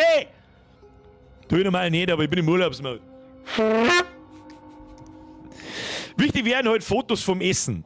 Das ist wieder was anderes. Das ist wieder ganz was anderes, wenn wir da unten beim Essen sind und es gibt ein WLAN. In den meisten Tavernen gibt es mittlerweile Free WLAN, das dann meistens aber beschissen ist. Dann gibt's, ich bin natürlich im Discord, ja, und lese ein bisschen mit auf die Nacht dann und post eventuell dann im Foodschmerz. Haben wir mir einen Foodschmerz überhaupt? Da habe ich schon lange nichts mehr gepostet. Ich glaube, der ist gar nicht mehr da, oder? Oh doch, tatsächlich ist da der Foodschmerz. Ich habe ihn bloß deaktiviert. Und war da das letzte Mal was? Am 27.07. Vorgestern. Ja gut, er ist schon noch im Betrieb. Bin ich schon start. Und Bavarian Dream, ich möchte jetzt haben, dass der Maxi sich beim Bavarian Dream bedankt. Okay? So. Von dem Urlaub How-To darf es mehrere geben, natürlich nicht von den privaten, halt von den Kurztrips. Schauen wir, kommen wir gleich dazu, schauen wir, wie der Urlaubsurlaub von der Community, das kann vielleicht passieren. Das ist was anderes. Tank viel Kraft im Urlaub, wärst das brauchen für den Oktober. Das glaube ich auch. Ab und zu lese ich immer mal wieder die Nachricht, wie geht's mit meinem eigenen Spiel voran. Ich sag's gnadenlos frei weg, wie es ist. Ich hab März, April, Mai 3 Monate am Stück, fast auf den Tag genau, jeden Tag, jede freie Sekunde da eingesteckt, bis das sehr mittelmäßige Auswirkungen auf mein sonstiges Leben hatte. Im Stream, in meinem Privatleben, in der Arbeit, fucking überall. In meinem sozialen, überall. Und nach 3 Monaten habe ich gespannt so, ja, das würde gehen, aber es ist unmachbar für eine Person allein. Es ist unmachbar.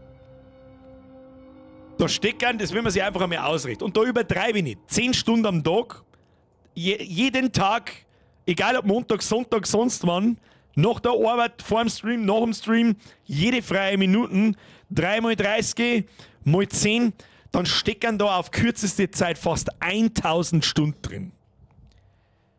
Und da sagst du kein Land nicht. Überhaupt keine Chance. Und natürlich kämen da jetzt wieder Anfragen natürlich. Und da, der Birdlike war live dabei. Der Birdlike, Birdlike darf ich eigentlich sagen, wer du bist. Weil mittlerweile, was sei denn? Da muss ich jetzt schnell warten, was er schreibt. Oder wissen nicht die meisten, wer er ist, habe ich es nicht schon mal gesagt, ist ja wurscht. Der war auf alle Fälle live dabei, wenn er sagt, mit 10 Stunden daily lange nicht, hat er teilweise nicht mal so Unrecht. Das heißt, da stecken mehr als 1000 Stunden Arbeit drin. Natürlich kriege ich da jetzt gleich wahrscheinlich wieder von irgendwem, ich war dabei oder Game machen wir. Nein, machen wir nicht. Nein. Flash halt, der Zahl zum Umloggen ist, ja. Der Birdlike ist der Flash. aus dem Ägypten-Video übrigens. Manche wissen es, die meisten wahrscheinlich nicht. Weiß ich schon jeder seit deinem Urlaubsstream at Birdlike. Okay. Die meisten wissen es, vielleicht wissen es einige nicht, wie wir es sehen. Du hast schon gesagt, ja gut, dann passt's. Gut. So. Darum ist das Ding erstmal auf Eis gelegt. Sage ich freiwillig, wie es ist. Sechst du überhaupt gar kein Land nicht. Und ich tue mich mit Sicherheit nicht mit anderen Leuten zusammen, damit ich noch mehr Arbeit habe, als ob dass ich alles selber mache. Bis zu einem gewissen Level zumindest. Wo Leute dann selbstständig an einer Vision arbeiten und nein. Den Fehler mache ich nicht nochmal. Schau mal im Foodschmerz. Was ist da im Foodschmerz drin? Was ist da los? Was ist da los? Oh. Bürger, lesen ist Pflicht. Was lesen? Ich lese das jetzt nicht durch, bist du besoffen. Ich sage Schweines. I mean. Wer hat das da gepostet? Wer war das? Das ist der Streamer-Mode. Ich kann es leider nicht lesen, aber da ist ein Batzen Fleisch. Aha. Oh, da meine ich wieder, was wird da gemacht? Ist das ein Gyros-Sandwich oder was wird das? Schaut auf alle Fälle gut aus. Kruzifix, jetzt habe ich Hunger. Ja, herzlichen Dank auch, ihr Arschlöcher. Und der Flash war der mit dem rosa Besen in der Easy. Exakt. Habe ich auch ins Video so eingebaut.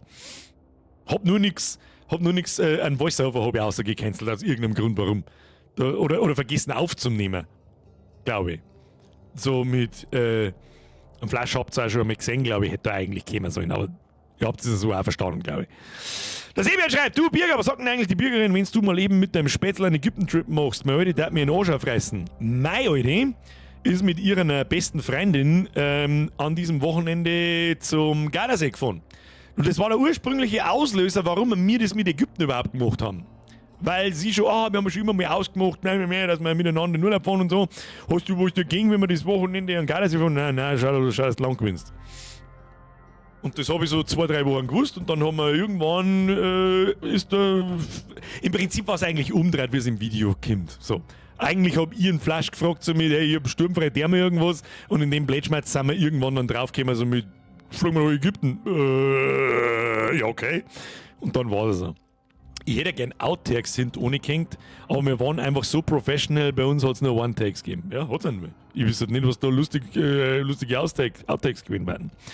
Auf alle Fälle besteht der Plan, dass man das öfter mal macht, also nicht regelmäßig, geht einfach nicht, das kann sich kein Mensch leisten, weder zeitlich noch finanziell, aber dass man das relativ bald wieder machen. Muss nicht immer Schnorcheln sein, vielleicht auch mit anderen Sachen und so weiter. Mal gucken. Aber nochmal dort haben wir das auf alle Fälle. Ort wüsste man auch eigentlich schon. Aber den verraten wir eigentlich nicht. Ach, was ich noch fragen wollte, wo gibt es denn die Smartphone-Badeschlapfen? Unter www.555.nase. Die besten Touren sind immer die spontanen. Ja, das stimmt. Das stimmt. Ewald vom Spreewald, der Bürger, bester Mann. Ewald vom Spreewald, die habe ich auch schon lange nicht mehr gelesen. Kuss auf die Nuss, das ist zu viel und du weißt es. Danke dir, zu solch später Stunde. Bin jetzt gleich fort. Herr Schleinkover, das war zum Sonntag. Wenn du einen Hund ziegelst und Hirn schmelzt, sind Dankeskarten ziemlich schleudernd umzugehen. Ich weiß nicht, was mit dir ist, aber das haben wir vor kurzem schon einmal gehabt. Da ist hier der Totalausfall am Start. Merci dir. Flash schreibt nächstes Video dann Bayerns schönste Pumpgun-Tour. Aber deinen Nackenkissen-Tipp hast du nicht erwähnt. Das stimmt tatsächlich. Das stimmt tatsächlich. Die Malerrolle im Video ist Pro-Gaming. Ja, die hat der Flash übrigens mitgenommen. Nicht ich. Sie fix, dass du immer mein Dono überliest. Herr Schleinker, was hab ich? Ich hab doch gerade vorgelesen.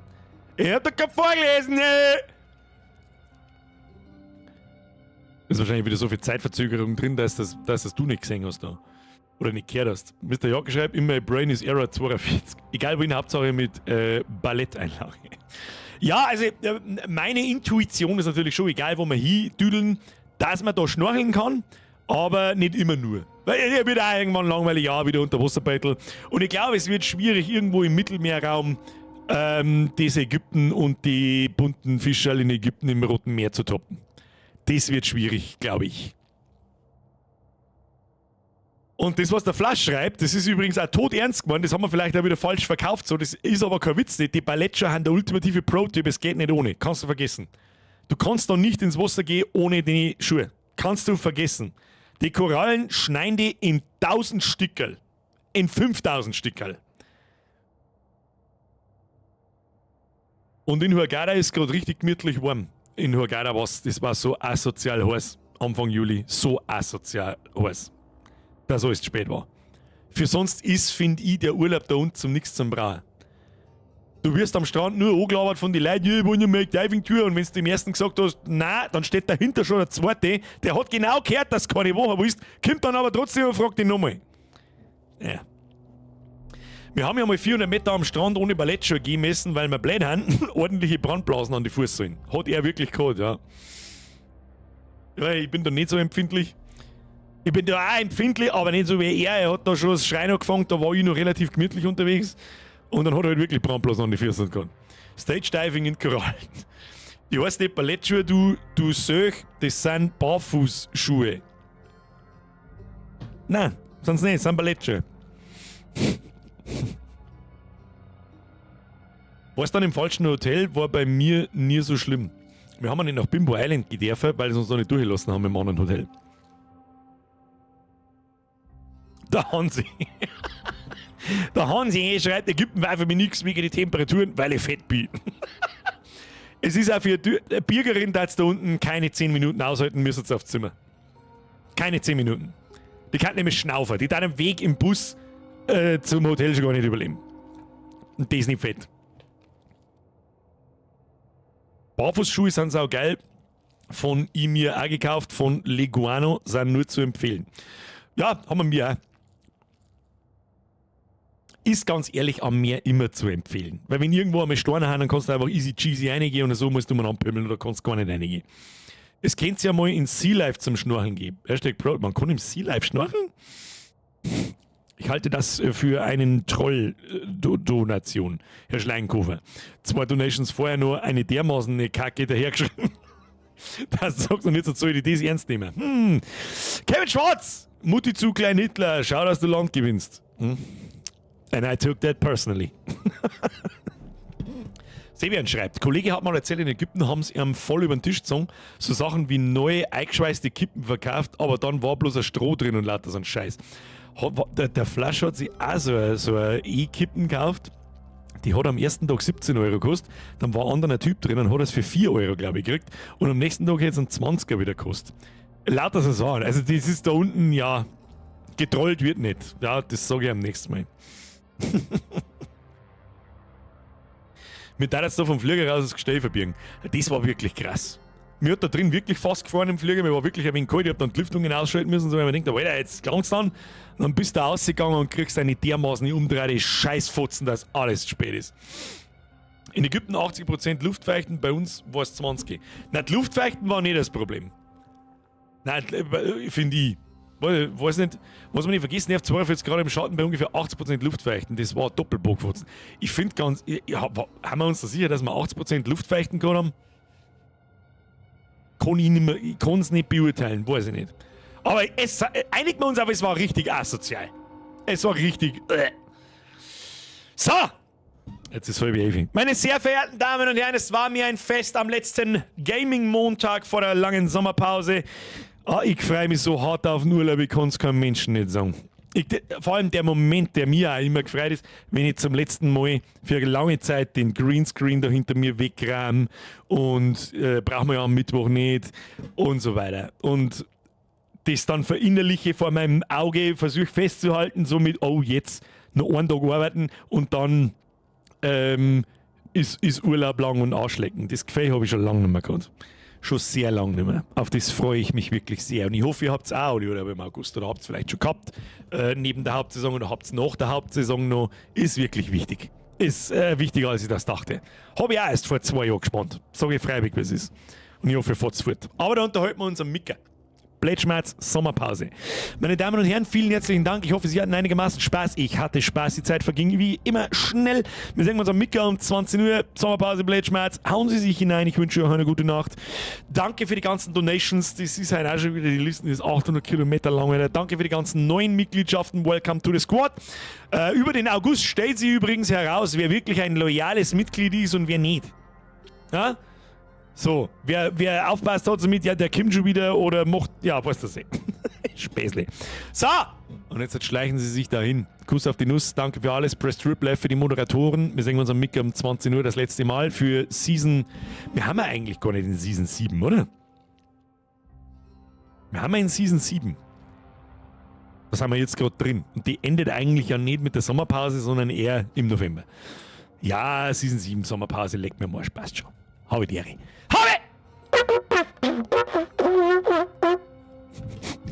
Schatz, das lang gewinnt. Wahnsinn mit euch. Habe die Ehre.